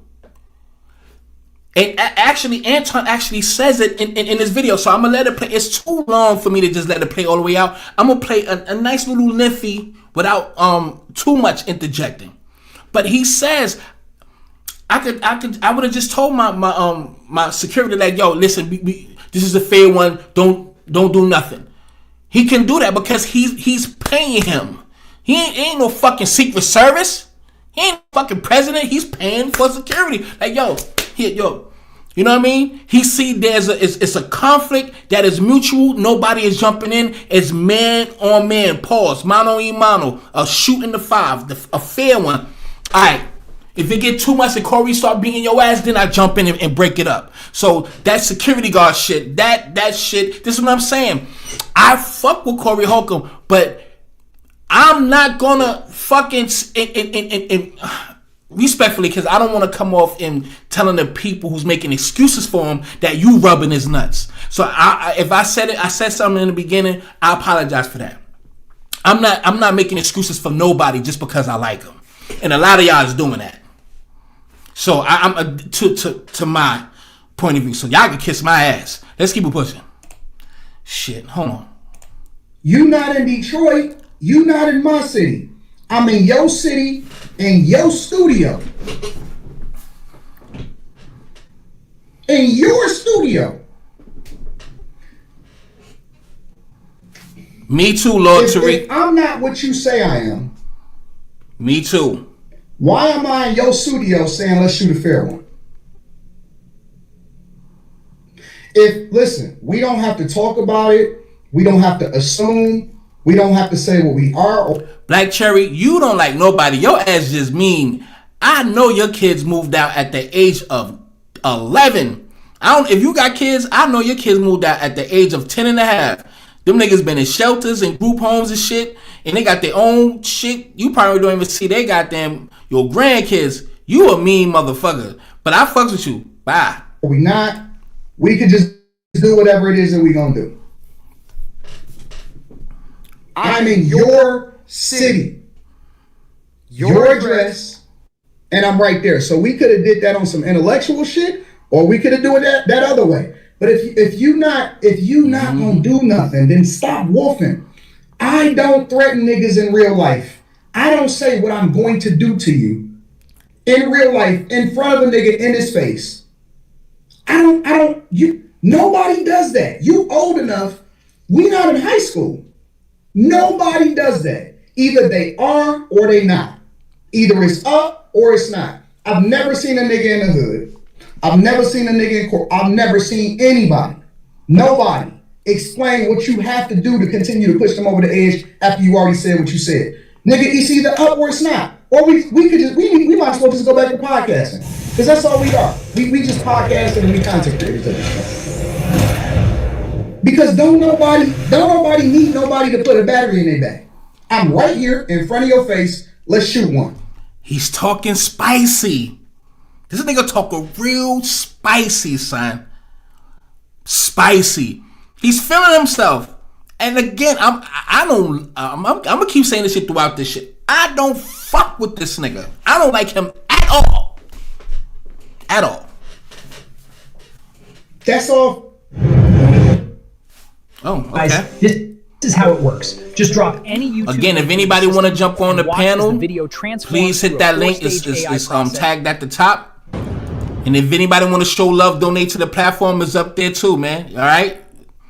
But he's feeling so. Just look at him.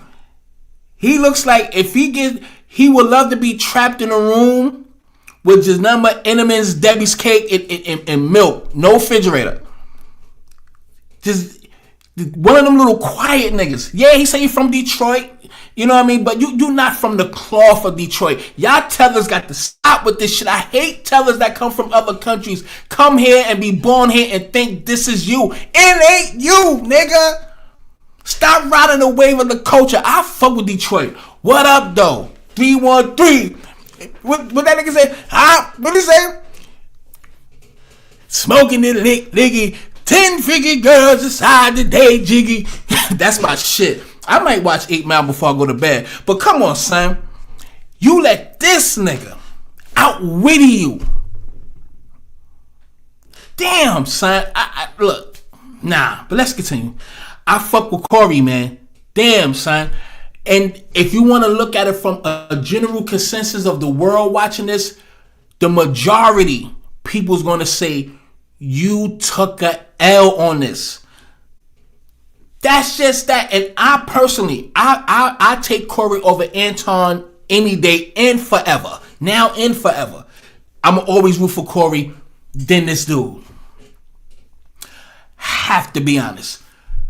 Regardless. Because he pressed your buttons and disrespected you too many fucking times here. You took an L, homie. Fuck that shit. What? Yes, you did. I said, nigga, you ain't gonna have me on the show again because you scared. I told that nigga the whole rest, whatever the 45 minutes that I was on the show, I sunned that nigga from the day in to the day out. That's How right. you let an internet nigga son a legendary comedian?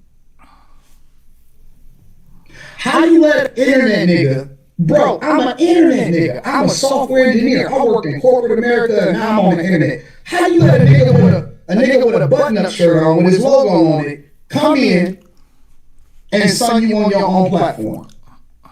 This was supposed to be a wash. In every way, shape, and form, he's supposed to destroy me in every way. This shouldn't even be questionable. We shouldn't even be questioning you. We shouldn't question your intellect. We shouldn't question your jokes. We shouldn't question your gangster. We shouldn't question that we in your city. If y'all niggas in Chicago still claim Corey, y'all niggas is corny. If this is your hero, if this is the nigga that y'all stand with, how you let a corporate internet nigga come in your city and ask you to shoot a fair one and you sat down? See what I'm saying? This is what happens. Now, maybe karma's going to come to his door. Maybe this is all a play and something will eventually happen to him. I don't mean any harm to come towards him or anything like that. Nah, but he's actually adding insult to injury. Salt on the wound. Telling Chicago where he's from. You still claiming this nigga after I, quote unquote, from his point of view, embarrass this nigga, punk this nigga, chump this nigga in front of his bitch, because he said throughout this shit, in front of your bitch. And imagine what you see. Hold on. Here's the difference. Hold the fuck up. Hold up. I can understand if it's me and him, right? But in front of my niggas and my bitch, I got to act. Can I ask y'all a question? For the dudes in here. Oh, I'm going to ask the ladies too. Fellas, let's keep it a beam. Soft, can't fight, could fight or not. If a motherfucker that you already have an issue with and you think you can beat up, disrespect you multiple times in front of your girl, because you know what's going to happen. The next argument, what the fuck you think is going to happen? What are you going to do, fellas? You going to fold? And you know it ain't no guns involved? It's knuckle sandwiches? Fellas, I need to see somebody type in the chat. Oh, y'all niggas just special. All you special niggas, look, I can't attract mentally challenged motherfuckers. I need a consensus here. What y'all would have done? I'm just asking. What y'all would have done? What would you have done, fellas? I mean, do I have to go here with it, man? What you would have done? You would have had to step up. And he did it multiple times. I can see if it's just you and him. Maybe just the fellas. Understand? In front of my bitch. Ladies, since the dudes is fucking scared to fucking talk, god damn it. Ladies, if that was to happen, right? Regardless if you don't like Anton or not, whatever. What the fuck? If your man was tested too many times and he still didn't do nothing after he been talking all this shit, you choking you up and shit in the room and shit, bitch, go in there and cook type shit. Bitch, take the garbage out. Bitch, I don't like the way you wearing that. Take that shit, just choke and beat the shit. Would you would have had respect for him? See, look, is the numbers dropping because you have to take accountability? Everybody have an excuse for other people, but when you get put in as an example, you got nothing else to say. This is what I'm talking about. Weird people. People are walking contradictions. Be real with yourself. No woman is going to respect a man like the love and respect is different things though. Love is there, but You let this man punk you in front of me. Let's keep it pushing, man, because some of y'all be alright. Y'all know what it is. Don't come back. Let's keep it pushing. Y'all know me, and that's my fault. I'm not being extra. I'm just being me. So fuck you. That's just me. Let's go. People don't want real. They want semi-real. They want people want to be pacified. This is 2026. If you still looking for somebody to lie to you, just get the fuck up out of here. How about that? It's 2026. If you don't want to take accountability for certain things or keep it 100, this is not the channel for you. Because I'm going to take accountability too. I'm going to have to fight because my women say if I get my ass beat, then so be it, bitch. And patch me up and I could be walking with a knot on my head, bloodied up. At least I fought and she would be comforting me, kissing me. It's all right, boo, and patching me up. I'm going to take you to the hospital, baby. And you goddamn right. Thank you, boo.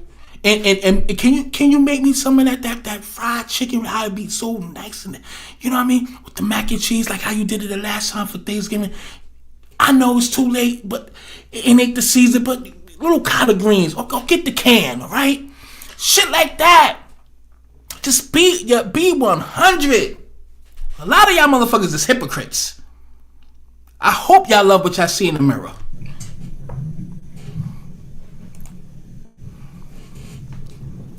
Crazy ass Uncle Charles. Get your ass in here, Uncle Charles. Urban Flavors, man.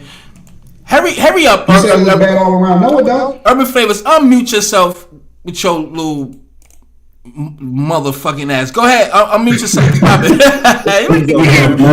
Me, man. Uncle Charles, hit that link. It's in there. On the top of the screen. Come on, Uncle Charles, jump on. Go ahead, son. Nah, I was there. Thing echoing. Oh shit! Everybody, let me know. Is he echoing too? Please let me know, cause if you echoing, it's gonna have to be another time, brother. Please let me know if he's echoing. Everybody, please, thank you. Go on. All right. Yeah, it did sound kind of crazy though. But if it is, I'm not gonna I can't let it rock out. But Uncle Charles, let me give you the link. Crazy ass. Woo, Uncle Charles, I ain't hear from you in a long time, so I know this is gonna be good. Uncle Charles, here's the link. Bring your retarded ass on right now. Thank you. Huh? You said Denise? Thank you. I think you donated something. But thank you for the donation. Uncle Charles, bring your ass. Damn. Well, you could have kept that shit, baby. Let me say, yeah. Oh, somebody. Girl. Denise, you could have kept that, boo. But you know I love you. God damn. Thank you, baby. You know what? I'm an asshole. But I'm keeping it 100. You could have kept that shit. Come on now. What the fuck is wrong with you? But I love you. But god damn. Shit. Uncle Charles, what's up with your crazy ass? What's up, baby? What's up, Mike? What's going on with your crazy ass?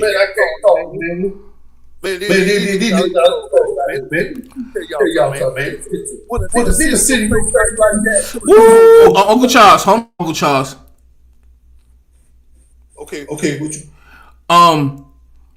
You kind of echoing, man. Damn, I really want these people to hear you because your ass is special. So, everybody, is he echoing? Thank you, Lord Tariq.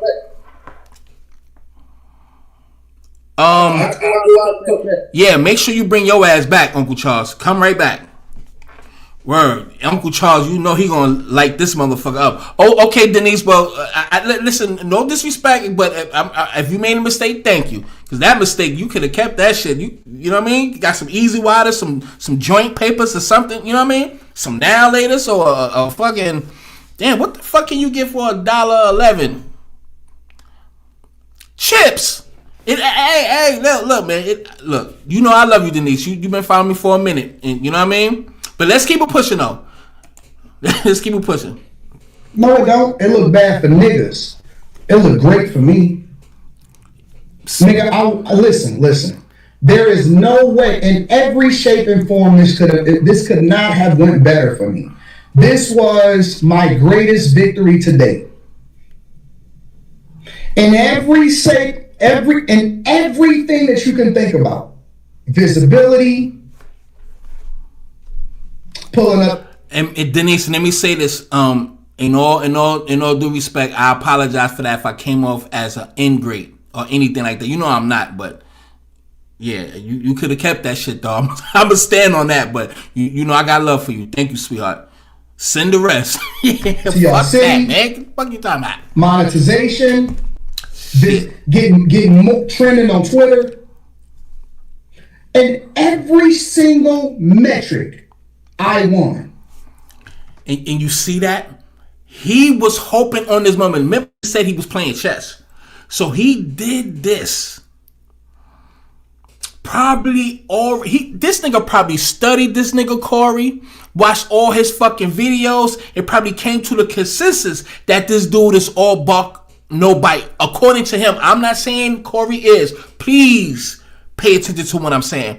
He probably studied him and probably seen something the way as he probably feel like he's all buck, no bite, and came there and masterfully poked his buttons, played with his intelligence, and stood toes down and invited him out back 3 consecutive times. And now he's saying on every metric online, I won. You see how happy he is? You see how when lame niggas win? The lame niggas. The nobodies if it wasn't no internet. Really. Not saying he wouldn't be happy came anybody.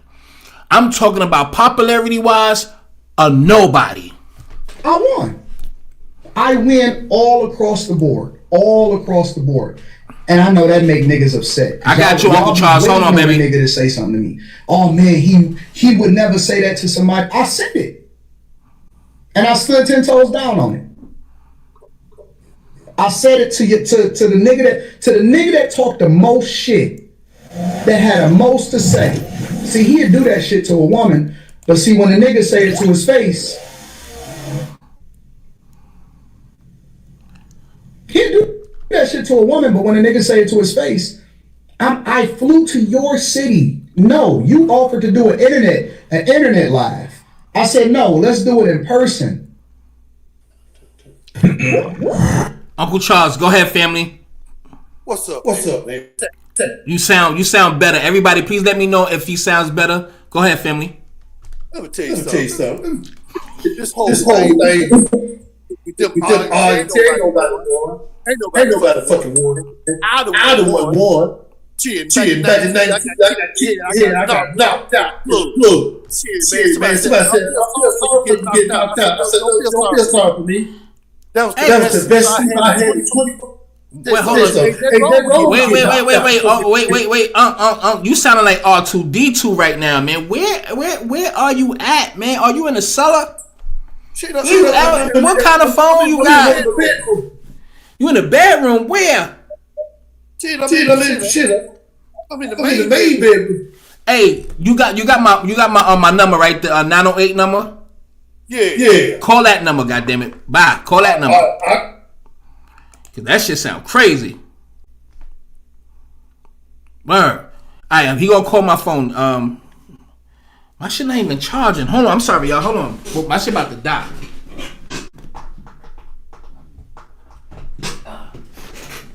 Alright, there we go. My shit is on 4%. My shit was literally about to die. Hold on, let me cut my ringer on. I think I got your number on my thing. But anyway, that nigga got the cricket. That nigga got the fucking Ericssons. Remember them Ericsson phones? Oh my god. Yeah, but yo, this nigga's a chump. His whole style is chump. This is what we get. Corey, you have to double back, homie. You have to run that back. Let me play and find Uncle Charles' number. I'ma call your ass. Cause you know Uncle Charles, that nigga was born he wasn't even born in a hospital. This nigga was born in a cornfield somewhere in Montgomery, Alabama. He was born on the church steps. That nigga crazy. He came out with a mayonnaise jar of moonshine. Shit, that nigga crazy, son. All right, let's go. Oh. Person. You let me show out your city. Thank you, Denise. I won. Thank you, bro. I won. I'm safe. I'm comfortable. I'm looking at Crypto Arena, literally right across the street. Thank you, D. I'm rich. And then let me tell you, this is the cherry on top. This is the cherry on top. Let me show you something. I tried the debate. They didn't want to do that. Hold on, let me go to it. I'm going to address, he said that I bring my girlfriend with me. We'll talk about it. I'm going to show it to you. Uncle Charles, I'm calling your crazy ass right now. If you still got the same phone. Man. There we go. I'm about to say, you must be in the cornfield, man. Them real rural towns. Uncle Charles. What's up, baby? Alright, hold on, goddammit. Yeah. Are you in the woods somewhere in Montgomery? No, I'm in one of my bedrooms, man. I got like 4 bedrooms. I bet you do. One room is a tub full of moonshine, nigga. And the other room is, I got one. Yeah, I got one bed. I got one bedroom. You go in and you don't come out. Oh, goddamn. See, let me tell y'all something, man. Let me tell you something. See, if a nigga gonna do something, he ain't knocking the talk. Right. So you gotta understand. You gotta understand something. In 1992, I got knocked out in a club. You know what I'm saying? And by the time I woke up in the motherfucking UAB hospital. And doctor said, you all right? I said, yes, sir. This is the best sleep I ever had in my motherfucking life. It ain't bad to get knocked out. That's a bad to all when you get knocked the fuck out. Let me tell you something. Because, see, once you get knocked out and you wake up, you get a chance to get knocked out a motherfucking again. That's what I'm trying to tell you. Hey, everybody, can y'all hear him? Y'all sitting in front of y'all talking what? What the fuck you going? What you talking about? I understand what Corey was saying. I understand what dude was saying. But man, if y'all gonna get it on. Let's get this shit on out the way, and then we can re-dialogue again. Let me tell y'all something, man. If that was a guy and he was dressed up as a girl, you would have got your motherfucking ass whooped. I'll tell you that right now. I don't know what niggas be thinking about. I said, hey man, leave that dude alone, man. I know he dressed up like a girl, but the motherfucker can fight. And you gonna fuck around and get your ass beat 6 ways from motherfucking Sunday. Leave that nigga alone. Let me tell you something. Any two times, you hit a nigga in the forehead, and this nigga in the hospital, and they got to have the machine on to keep that nigga breathing. I think you need to leave that nigga alone. Some niggas don't understand. You just can't get in motherfucking niggas' faces, man. Let me tell you something. We got a motherfucking store down the street down here where they sell grenades, they sell claymores, they sell bow and arrows and shit. And see, people don't believe me. But last night I heard a blast go off, so I know a nigga bought one. This is what I'm talking about. Corey and that nigga ain't finna do nothing. I tell you what, let that nigga sit in my face and did that. See, I'd have been ready, because I'd have had a couple of ants I got out here. See, let me show you how I do. They was chasing a nigga out here the other day.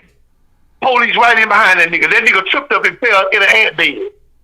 They grabbed that nigga. He said, man, them ants are biting me, man. But see, the ants went up his motherfucking leg and they went in his drawers. And when they realized what the fuck they was, they crawled their ass right back down that nigga leg. Why? Because we don't belong here. We don't belong here. Niggas gonna do something, they gonna do it. Other than that, all that ain't no motherfucking talk. And like I said, I am a fan of Corey Holcomb. Me too. But man, if you gonna get in that nigga face, man, take it to that nigga, man. If you gonna do it, man, be a man about it. Let's get it over with. Cause that's the only way we gonna respect one another, man. Let me tell y'all something, man.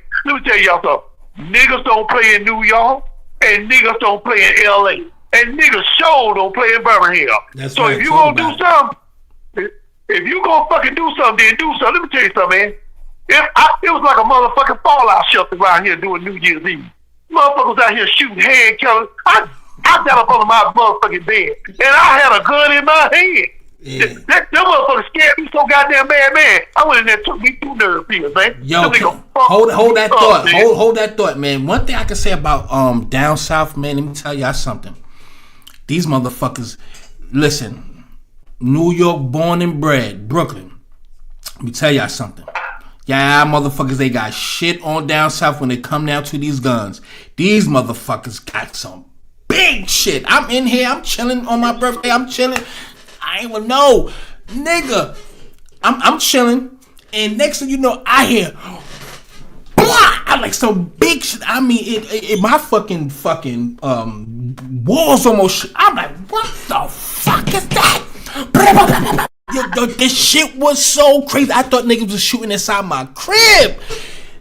Big shit, but it had me hype. I grabbed my shit because I'm in a nice little. Quiet little area. You don't even supposed to be shooting on me. I said, you know what? Fuck that. Grab my little shit. It's big, but it's little compared to that shit. And I'm shooting like pow, pow, pow. But nigga, these motherfuckers got some big shit. I love New York. Die hard. Y'all ain't got shit on these motherfuckers down here, and they carry all the time. Go ahead, goddamn. Go ahead. They got gun sellers, right? Yeah. See, anytime you ride a train through a city. And the motherfucker sitting on the damn train track, and the motherfucking box car is full of weapons. Where do you think that come from? Huh? Who do you think gave it to him?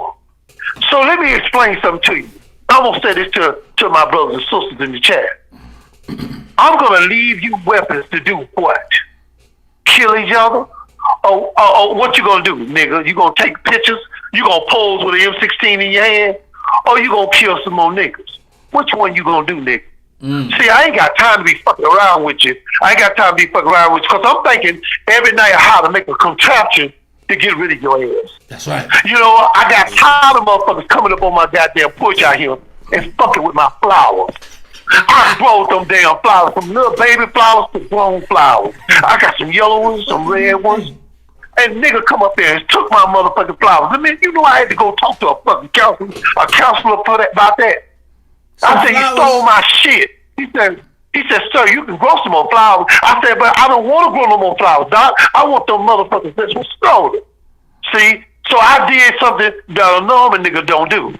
I got me a bear trap from my uncle. And I set that shit on Thursday night. And it didn't go off Thursday night, but it went off Friday night.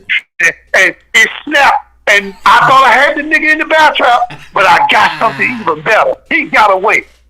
I got that nigga DNA. All I need is a motherfucking swab, and all I need is a plastic bag, and I'll find out who that nigga is. This is what it is, man. Let me tell y'all something. Somebody said, why you got so much connection to New York? I got family in New York, nigga. You know, why you think I'm rocking with Mike right now? Yeah, because that's my family, man.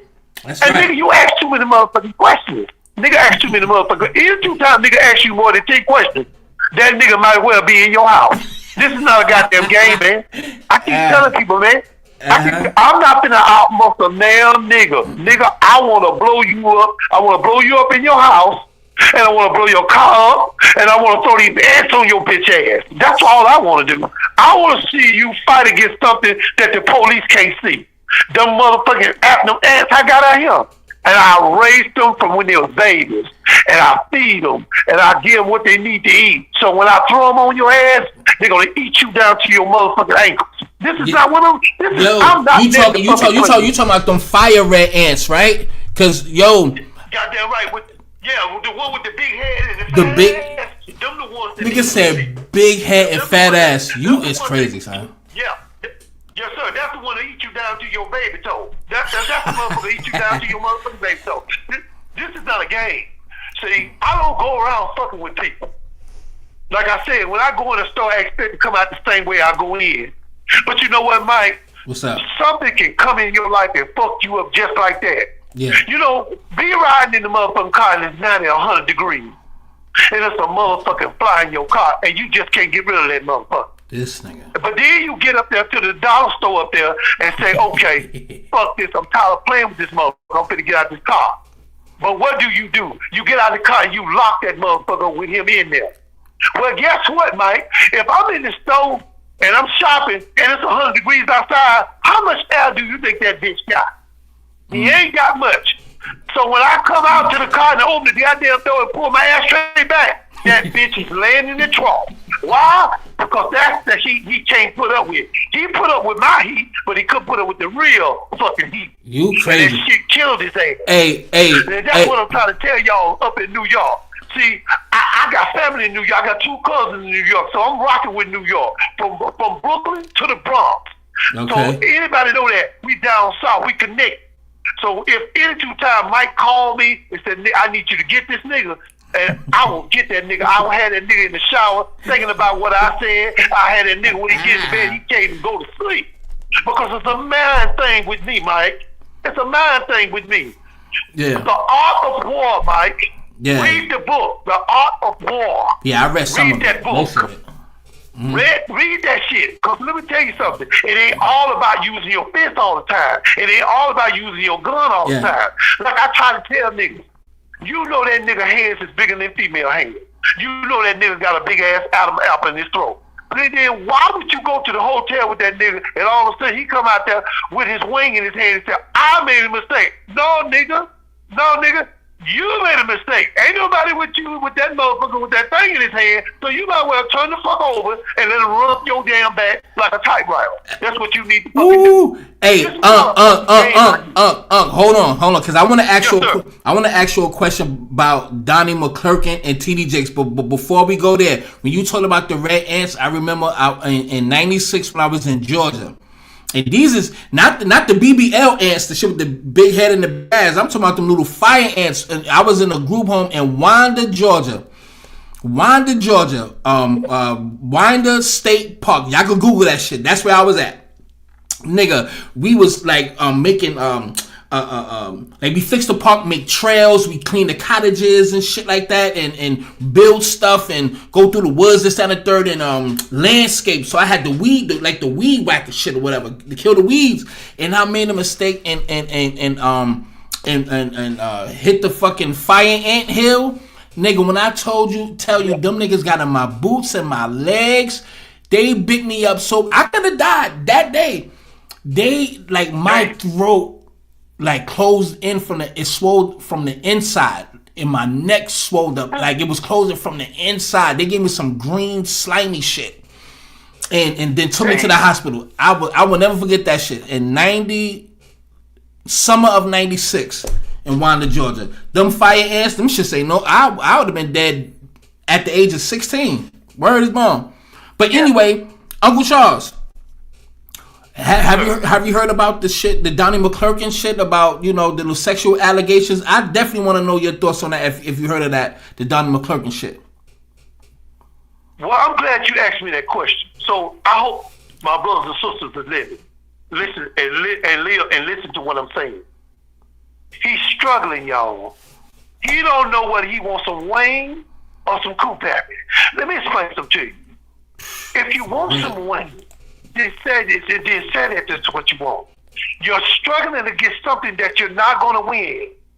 Satan have got you, and he done wrap your funky ass around his motherfucking finger. And he's saying the only thing you can get is Wayne. Now, all the Coop Happy in the world is running around here, but the only thing in your mind is the goddamn Wayne.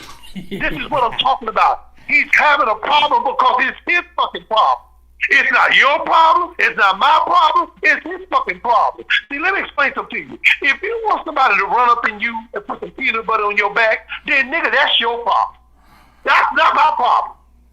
That's not my problem. You want a nigga put some WD-40 on your forehead, nigga, that's not my problem. Nigga, that's your problem. Yeah. It's not our problem. If you're going to keep struggling with this, Donnie, you're going to keep struggling this. Do you want to get in the bed buck naked? Do you want to call 4 or 5 mandingos over where they can take care of you? Get this shit over with, nigga. Yo, I heard,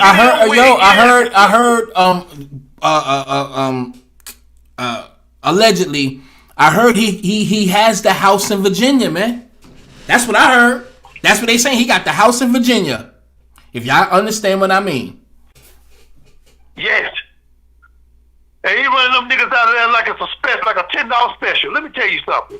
Ain't no way in the hell could somebody go to Dunn and McCluskey house and they go at 8 o'clock and they never leave the house. But then you find out he got 25 niggas in the basement.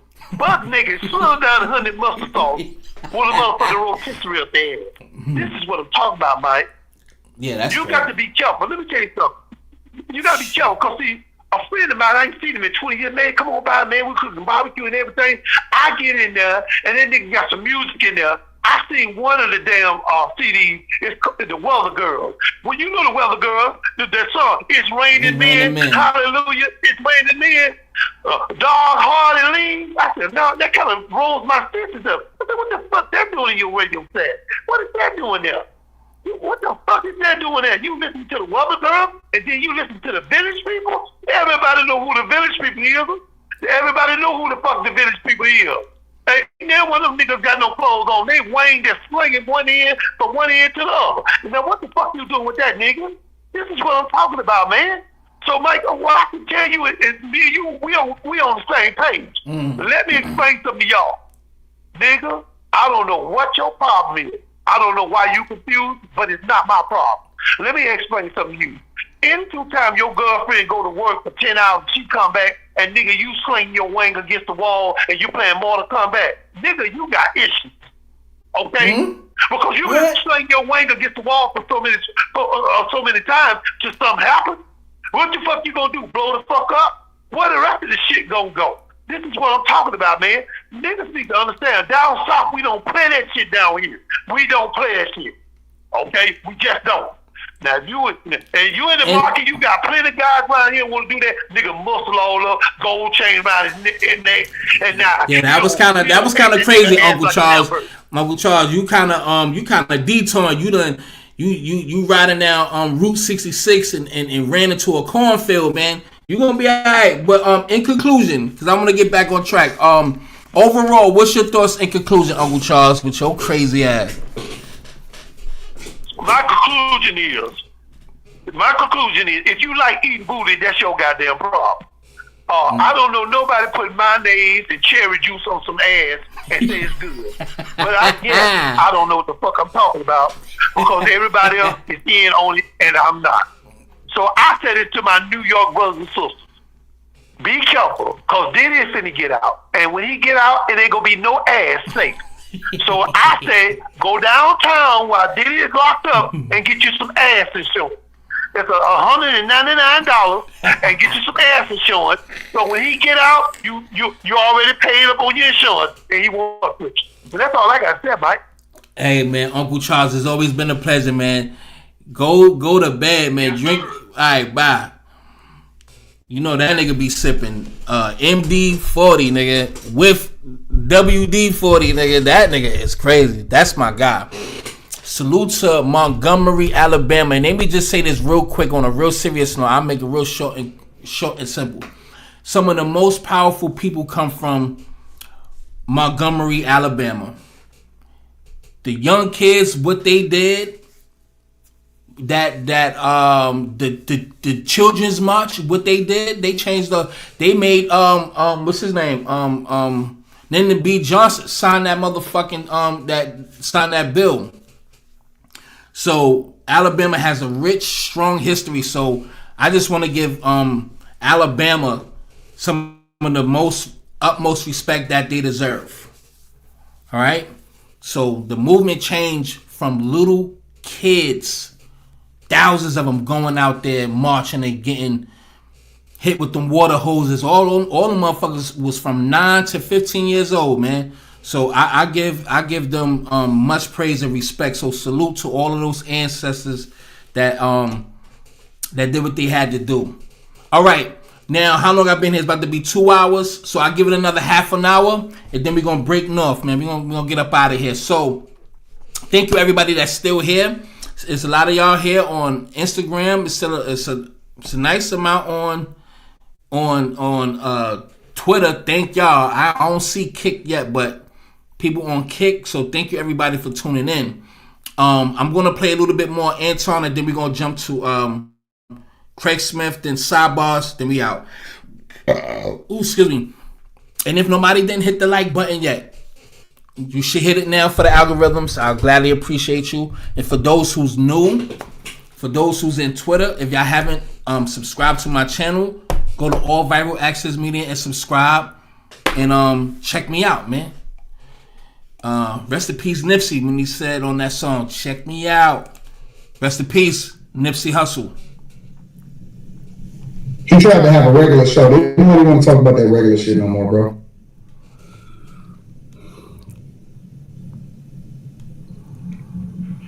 I'm gonna play a little bit more, then I'm gonna get off him. Bitch, this nigga is.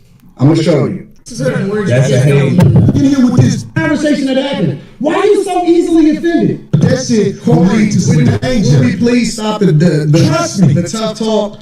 Now I don't believe you. But let's get to the whole what really make this nigga a bitch. All of that other stuff, let's brush it under the rug. Let's get to it. I got security, you got security. I ain't got security. They're my people. Cool. You gotta hire a motherfucker to be with you. Absolutely. I'm always gonna hire somebody. You better. How you be talking? Anytime I go out of town, I'm always gonna be security up. Anytime I go out of town, I'm always gonna be security up. Always. But I'll tell the security, hey, stand down. We gotta shoot a fair one. He ain't tripping off that shit. He ain't tripping off of it at all. Stop talking tough. Stop talking. Homie, you just said that I'm not talking tough. I'm talking to you straight up. Why are you so... You said you disrespected me in my face. And then you act like it was all good. I disrespected you to your face. Let me rewind it. Asians understand the respect level men must have when they're in front of each other because it can trigger war. That's all I'm saying to you. I understand everything that happens when it happens. I'm a chess player. That's what I've been playing my entire life. Maybe you walked into something that you wasn't expecting.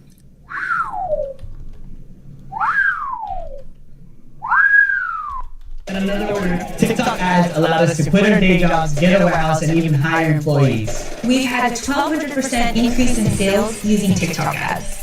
Bro, just do. See, everything that I'm talking about right now, I actually did way more in person. Everything that I'm talking about right now, I did way more in person. I told the nigga to his face, you walked into some shit that you wasn't ready for. I told the nigga to his face, you a hypocrite, you fake. I told the nigga to his face, are you scared of real niggas? And I gave him real examples when he asked me to. I'm not saying nothing that's out of pocket now. I said this shit to his face. Maybe you did, maybe you made the wrong move. I'm a chess player. Maybe you played right into the plan, nigga. I'm here, and it didn't go the way that you thought it was gonna go. I'm telling you to your face.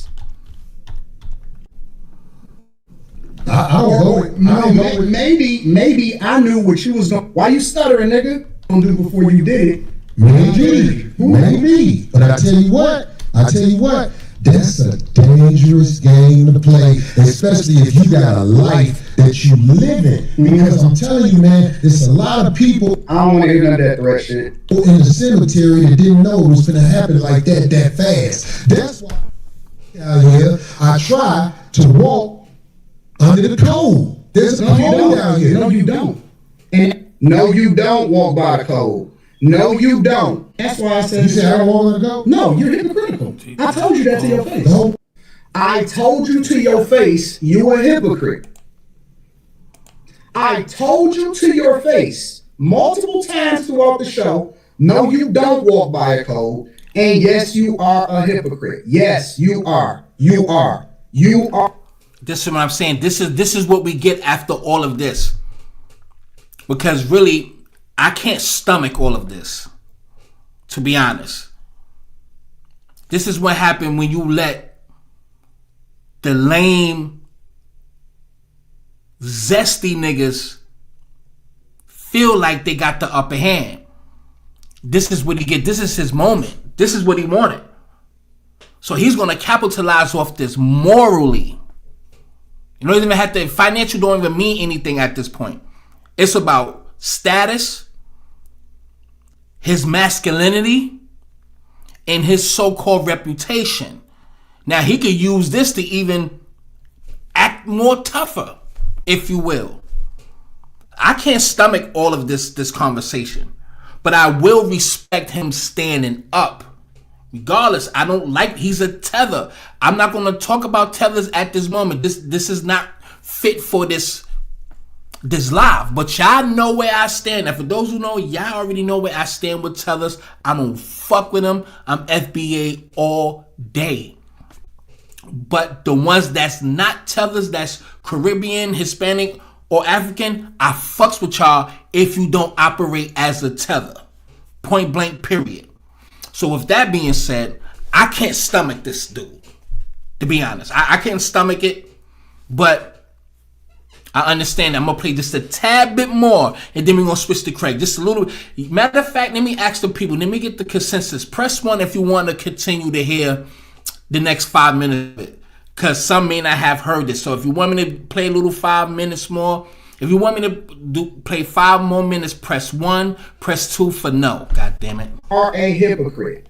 And the consensus win. The majority wins. I'm telling you again to your face. No, you don't walk by a code. No, I'm not gonna just be kumbaya with you. No, I do not agree with you, and I told you to your face, you was a hypocrite. You're a hypocrite, but what are you talking about? You're a hypocrite. You're a hypocrite when it comes to specifically you moving by a code. I don't understand what you're saying. Because you think that you can say what you want to say when you want to say it, and that people are supposed to respect the way that you move. But I don't think that you move the way that you're supposed to anyway. I want this thing to be studied because No, don't talk to the audience. I'm talking to you. It's a lot of people in here. Do y'all want to hear the rest of it? Press 1. If I had a what you call them? Them interpreters, like the sign language, I would have them. So hopefully y'all can hear what I'm saying. If y'all want me to play more, press 1. Press 2 for no. If you understand. And look, fuck that. Look. I'm asking the question because I don't want to bore people, so I'm trying to feed off the energy from the crowd, from the family here. So if y'all want to hear more, I will. So just please engage. If not, just get the fuck out of here. Well, no, I don't care. When I talk to him. I really don't. Here's the truth. Brother Anton is talking about everybody else but himself and white men. This is a fact. I like this chat. Let me tell y'all, he's wild out the chat. Okay. But himself. 1, 2. All right. Listen. All right, cool. I want to come back and have a full conversation about it. Or we can talk about it right now. All right, enough for y'all. So let me go to Craig Smith in real quick, and then we're gonna do some sidebars. All right. And I understand that what time it is as well too. All right. So it is what it is. But this nigga Anton, man, and that's funny. Craig Smith. All right, there we go, and here we go, baby. Hold on, Negro. Ew. Bung. Here we go. All right. What the fuck is going on with my phone? The whole situation. Take a look. Cold shit, boy. See, look, I'm doing something a lot of you can't do. A lot of you niggas can't eat apples without getting blood on it. You see this? This is a bloodless apple. I bit into the apple and ain't no blood. A lot of you niggas can't do this. See what I'm doing? Yo. Hey, man. Antoine Faction came on the show last night. And I must say, it was very entertaining to watch him go at it with the homie. I'm clowning though. Look, I can eat apple. Look at that, no blood. Some of you niggas, if you bit an apple and threw it in the air, a vampire would catch it and fly off. Some of you niggas bloody apples. You can't eat an apple without getting DNA on it. Look like, when you eat an apple, it look like somebody stuck a tennis ball in period blood vagina. Vagina period blood. You get up. Yeah, I mean apple. I'm clowning. Some of you motherfuckers can't do that. You ain't got enough back teeth. You ain't got enough sturdiness in your mouth to even get this far. Some of y'all struggle with the slices. The slices, you be chewing slow to the motherfucker. Some of you niggas put the apple in your mouth and try to soggy it off the core. You hold it until your saliva soggies it until it's soft enough to mush and swallow. Some of you niggas can only eat apples if you applesauce it. But tonight, look, man, let me tell you something, dog. What happened last night was very interesting. I'm going to tell you my side of it as I eat into this apple and get some of you gingivitis-mouthed niggas jealous. Some of you niggas eat apple like 5150, done by Antoine. Now, I say in recent history, the greatest exhibition of a Texas sharpshooter fallacy was the Cat Williams interview on Shannon Sharp. What is a Texas sharpshooter fallacy? As I eat this apple. A Texas sharpshooter fallacy is when a person paints a narrative around a situation as their argument, and they frame the narrative, and they take a shot. Ooh, we got that reggaeton. Today, we're going to be making beats you guys send me, okay? So let's go. Chinchi. Right? They pose an argument, and they frame a narrative around the argument so they can seem accurate. Follow me. Again, Texas sharpshooter fallacy is when somebody poses an argument and they frame a narrative around the argument to make it seem like what they're saying is accurate. All right? Look that up so you can follow me. We with? Okay, so bam. Last night was a cavalcade of illogical fallacy. You had two men who have opposing opinions. Both have justified opinions to feel that whatever way they want to feel. Antoine being a conservative, pushing the narratives he pushed, he has the right to do it. Corey being who Corey is, being a comedian with a comedic point of view. That's what a lot of people who are political don't understand about a comic. A comic's political point of view is personal. It's not political. So it's a personal point of view based on life experiences, and it's your interpretation of the world through your view. When you have somebody that's political, their worldview is really a microcosm of whatever political party they're subservient to. So that was the dichotomy, that was the difference, that was the minute difference in the messaging that was coming from both brothers. Corey is speaking his comedic point of view, his comedic point of view versus a political point of view. See, in politics, they always try to make the party's agenda supersede the individuals. If I was on the show, once I sensed that Antoine was speaking in Texas sharpshooter fallacy, I would have ended the show or stopped the conversation. Because now I understand that he has an agenda, and his agenda is not based in logic. It's based in a narrative. You understand what I'm saying? So that's the difference. People who operate and build from a narrative or within a narrative will not allow you to shadow that narrative, because that's the only thing they have to anchor themselves in a debate or a conversation. So you have to understand the agenda when you're in these types of situations. So Corey handled himself well, because I know Corey, right? Corey is if any disrespect, he's about that action.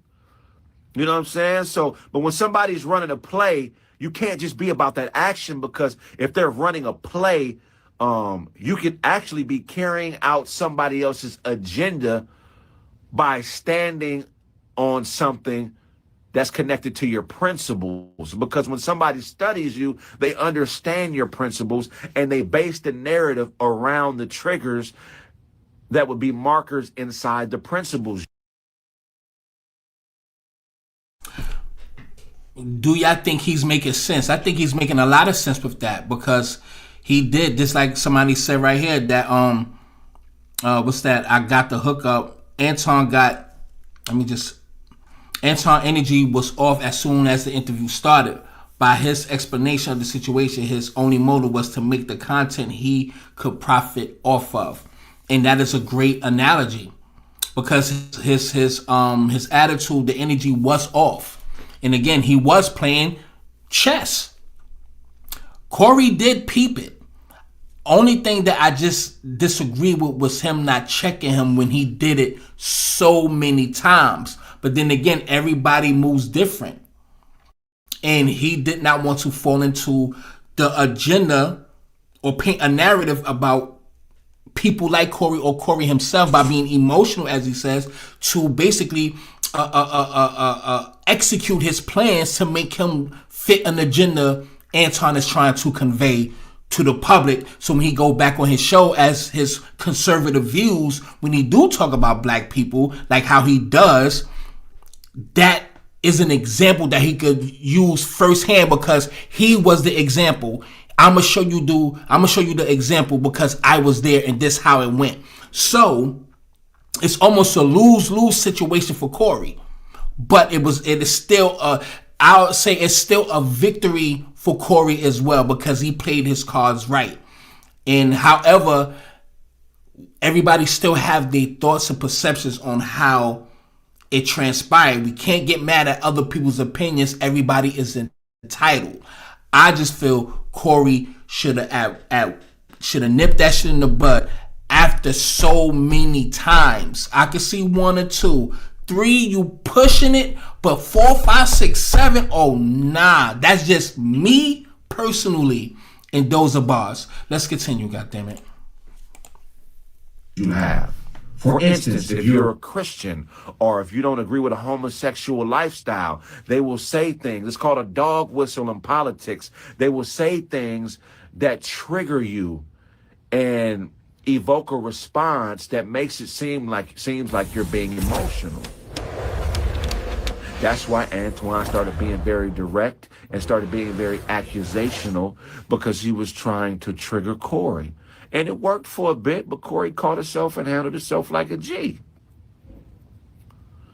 I hope they can get back together and do it more, because at the end of the day, what we need in our community is not niggas that want to be right. We need niggas that want to push an intellectual agenda that furthers the common consciousness of everybody black. Somebody said lies. Anton is not black. He is tether. He is melanated. He is not black. He is melanated. I'm going to repeat. He is melanated. He is not black. He is melanated. He is not black. He does not carry the goddamn flag of what blackness is. Yes, Egypt was called Kemet, the land of the blacks, this, that, and the third, at antiquity. But foundational black Americans has carried the torch of what blackness is supposed to be. When everybody felt it was derogatory and was embarrassing, we picked that shit up and wore that like as a badge of honor throughout everything. So now when we love black, now everybody want to say they black too. But then again, say they not black because they something else. Anyway, I don't want to go down that road. But he ain't black. He's melanated, as I continue. Look, I ain't told one lie. I'm speaking all science. This ain't my opinion. Look up Texas sharpshooter fallacy. Tell me where I'm wrong. Tell me where I'm wrong. So you got to understand something, man. Busters know how to gain power. You ever heard of Hitler? Have you ever heard of Hitler? Hitler was a buster that willed his way into power. You want to know Hitler's life? He was a failed artist. He was a sketch artist that used to draw bridges and nativity scenes and shit. And he was that weirdo that you would see at Venice Beach or at the boardwalk. And he would be drawing pictures trying to sell his sketches to people. And nobody fucked with Hitler.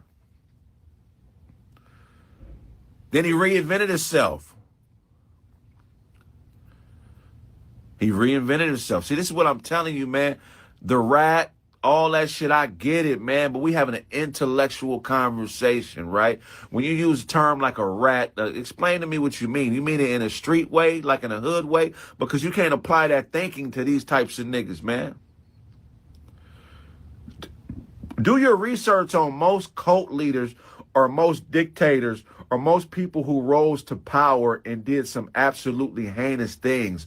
These are people who willed their way into that position and dealt with a lot of rejection. So when you're dealing with somebody that has an agenda, they will sacrifice the greater good of themselves so one day they can position themselves to be able to tell you what to do and run your life.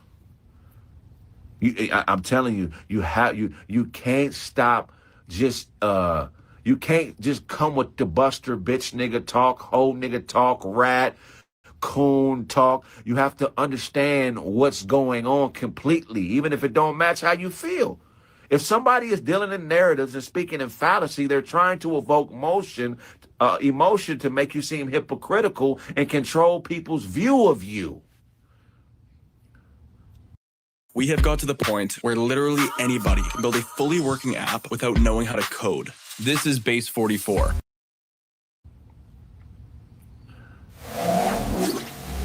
But it ain't over, though. I hope it ain't over. I hope it ain't over. Man, look, man, it's so many great things that come from niggas putting their differences to the side and saying, okay, nigga, all right, let's do what we got to do. Now let's get back to the agenda. I already know Corey's thing is helping black people, helping black women and young men see the light. I don't know much about Antoine, but he says some things. I mean, we need that type of shit. Niggas shouldn't be scared of a little bit of conflict. You know what I'm saying? Come on, man. That's what this shit is about. Every movement has conflicts, man. But respectfully, nigga, it's like, at the end of the day, two niggas standing on business, they stand on business. It is what it is. Now, I was all the way at station 1640 in Hollywood. Look up station 1640 in Hollywood. I had a show that started at 10, right? I'm on my way from my crib. It's about 9:05. I turn on the show, they arguing. I hear the dude say my name and call me a yes man, right? Then I see it getting heated. I pull up to my show. I say, you know what? Fuck that. I'm going to the studio. So I drive from Hollywood to Pasadena, nigga. I wasn't supposed to be there. Hopped the gate. When I pulled up, I blocked the entrance so he couldn't get out. I hopped the gate, but he was already gone. He was already out of there. So I pulled up, had a couple homies tucked in the corner, waiting on that action boss.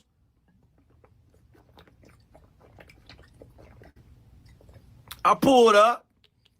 You know what I'm saying? What's up, mainline? And then I got my ass back to my show. So let me tell you something, man, about this comedy game, man. I'm a comedian. I got... Like from there, that's where he kind of changed subjects. But some people are saying that these niggas, and I'm going by the comments under the video. This is my video that I put up, so I'm looking at some of the comments and other people's comments from other like on Twitter, shit like that, where they saying that damn, you had your homies pull up with you this, that, and the third, and you know trying to say, well, y'all, you 50 years old, man. Why y'all niggas doing shit like that? Bada, bada, da, da, da, da, da. At the end of the day, listen. At the end of the day, this was a verbal intercourse, a verbal spar, but somebody had intentions before they got there. His intentions was to gaslight.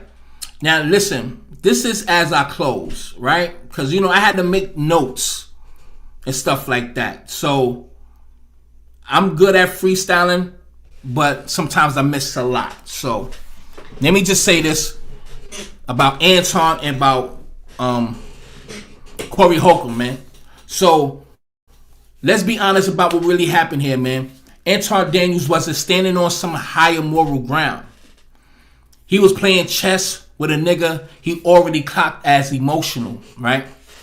From the moment Anton realized Corey was talking loud but wasn't really trying to cross that physical line, the whole energy shifted. Anton saw it in real time. He saw Corey loud. He saw Corey animated. Corey disrespectful. Corey talking cold. But not moving in cold or on cold. That's when Anton leaned into it. We all seen the shift. We seen the shift. So he gaslit Corey. Calm tone, smirks. You good? That kind of energy. Acted confused while poking the bear just enough. That's what I'm saying. He disrespected him so many times. Too many times. I'm being honest. Me personally, everything would have been moving. I don't care if I would have got beat up. I don't care. I'm not saying it would have happened. I could take hits. Look, I don't care. Furniture would have been moving. I can't even take it that far. Y'all had to stomp the shit out of me. I'm sorry. I mean, I can't. I don't know. But the classic psychological pressure, because he said he was playing chess and he already had a preconceived notion and he already had an orchestrated plan. Because once he sat down and they started talking, you already seen his energy. So that's pre-planned. And knowing that he was talking about him before they even met. So both of them had their own agendas. Respectfully, because it was already tension before they actually sat down. So you don't gotta raise your voice when you know the other dude is already, I don't want to say unstable, but I said unstable or emotional or taking it personal. And because once he said that you sucking of black people, those are triggers. Knowing that Corey do not even play when it comes down to the rainbow people. So those are triggers. Those are bullet points. Those are pressure points. Suppress that will trigger somebody emotionally. These are psychological tactics that motherfuckers do. So you have to be able to play the game. And I'm glad, respectfully, when you overall look at it, Corey did the right thing. I still gave my personal opinion, but he also did the right thing as well. Right? See, I'm objective. I try to look at things from both ends. So, and once Anton realized Corey wasn't gonna do shit, his chest got bigger, right? His confidence went up. We all seen it in real time. And his mouth got fucking slicker. I would have punched him in his face. I don't like him. So I hope somebody put hands and feet on him. Fuck him. Now he's boasting and bragging. You see it on the shit. Lame niggas went. He went right to his channel. He went right to, he didn't even wait to go back to where he from or wherever the fuck he live at. He went to the hotel, wait the next day and started talking about it. Boasting and bragging. Chicago, you don't need to claim Corey. Doing victory laps. Like he won something. I told you his ego, it don't have nothing to do with no money. It's about masculinity, his ego, his status, his reputation. But what really happened in this? A lame nigga figured out he was safe. Come on, family. The lame nigga figured out he was safe. This is what happens when lames win socially. The social media is for a lot of lames, man. Respect them. Get your money. Get your money. They just talk away. They perform. They brag. They replay it. They try to turn survival into dominance. Anton didn't win because he stood on code. He won because he knew Corey wouldn't. He said it himself. Replay the tape. All of this is coming out of his own mouth. So pay attention to game. Everything is psychological. That's why pimps, they know exactly what kind of girls to target. That's why women is so smooth and smart. In their own way, they know how to get over on a nigga. It's a certain characteristics that they have or a trait. They can manipulate that. They know what triggers. And they just adjust as they get to know the person. If they act a certain way, all right, I'm going to try this angle. But I know he's that person I can get over. I just got to figure him out a little bit more. I got to adjust as we get along. And that's what he was doing. But now, in all fairness with Corey, now, people got to stop bullshitting. Corey didn't just put hands on Anton for no reason. Well, he wasn't going to put hands on him for no reason, right? He knew the consequences was bigger than the moment. So let's keep it real, everybody. Cameras was everywhere. The platform on the line. Legal smoke waiting. Reputation already shaky. Corey understood that one swing changes everything. Not just a fight, career damage. Because what if he would have beat the shit out of him? Then some people would have been like, damn, what? Damn, Corey, you ain't have to. So it's always a win. It's always a lose-lose situation.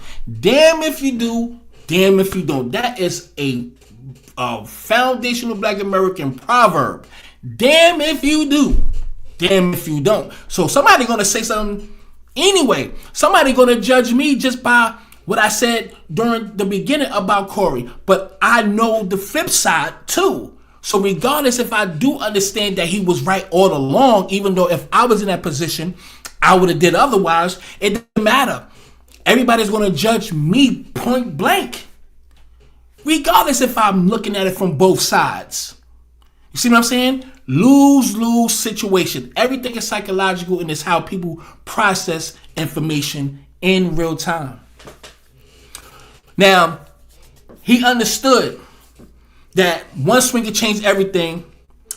Not just a fight, just career damage, lawsuits, bans, clips that will never die. And once you realize that, your hands get heavy in a different way. That's not cowardice. That's not being a coward. It's calculation. But here's the problem though. Here's where damn if you do, damn if you don't come into play. It's your brand. I don't tolerate disrespect. And you don't respond when disrespect is right in your face, then your brand cracks. It gets bruised. Your brand is on the line. Not saying everybody's going to run away from Corey now. But there's still going to be some people who is questioning you. Regardless.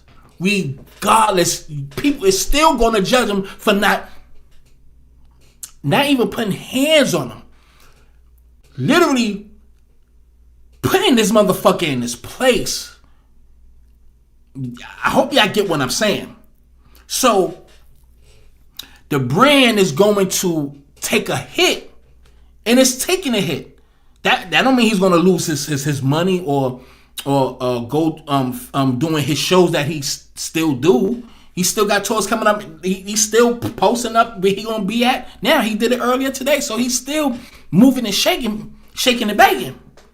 But you don't get to keep the mythology without the action. You can't, regardless of how anyone feels, it's always going to be a large consensus of people going to look at Corey like, the next time I even hear you talking this tough shit, I'm going to have to remind you that this lame, pussy, zesty, buff from the Fat Boys, rest in peace, and I should never made that comparison, fat little nigga, played you on your own show. That's still going to be something that's going to be on, that's a stain on his shirt that's always going to be there, regardless how you see it. This is just life. This is not just social media. It's life. That's what's going to happen. His brand definitely took a hit, but that don't mean he's going to lose money. There's a difference. So shut the fuck up. Because there's always someone people that going to say something negative. Shut the fuck up in advance. That's where Corey lost. Okay? So not because he didn't fight, because he talks like a nigga who would. That's how people is going to see. Niggas is like, nigga, I don't want to hear, nigga, you talk long enough. Where it at? This shit happened in real time and you did nothing. People's going to always question his gangster on that. Now, if you comfortable in your skin like Corey is, it's not even going to affect them. That's the thing. It's fuck what I think. Fuck what the consensus think. It's about him and what he sees in that mirror every day. Who he's comfortable with. That's just that. So that's the uncomfortable truth. Anton didn't win because he's tough. Corey didn't lose because he was scared. The code was mismatched. Anton operates on a verbal dominance and society safety shit. Corey operates on street language in corporate rooms. Excuse me. And when those two collide, the calmer nigga looks smarter.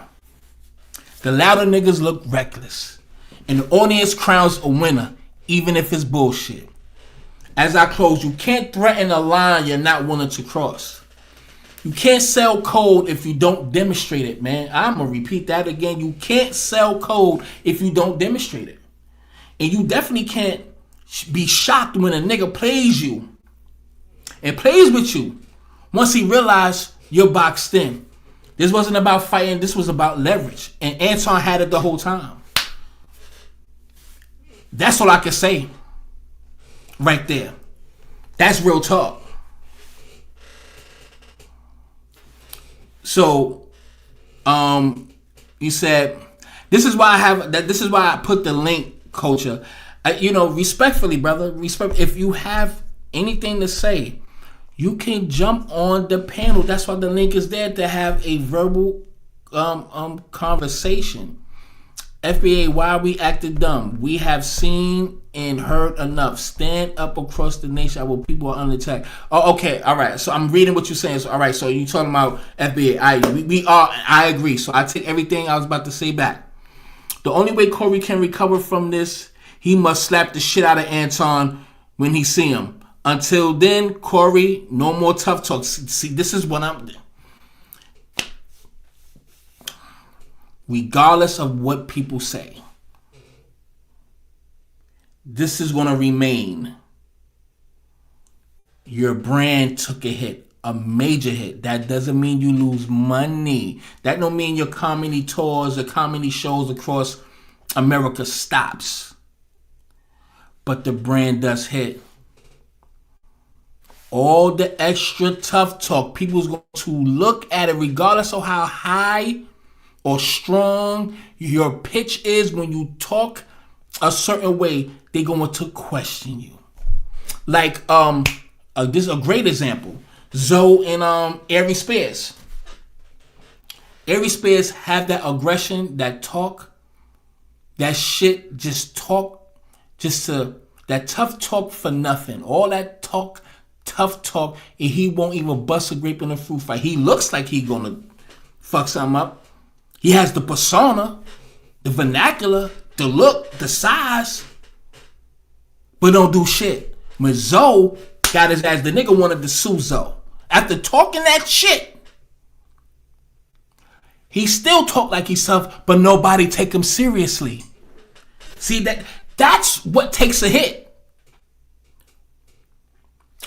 Is people want to take him seriously now when he talks like that? I don't know.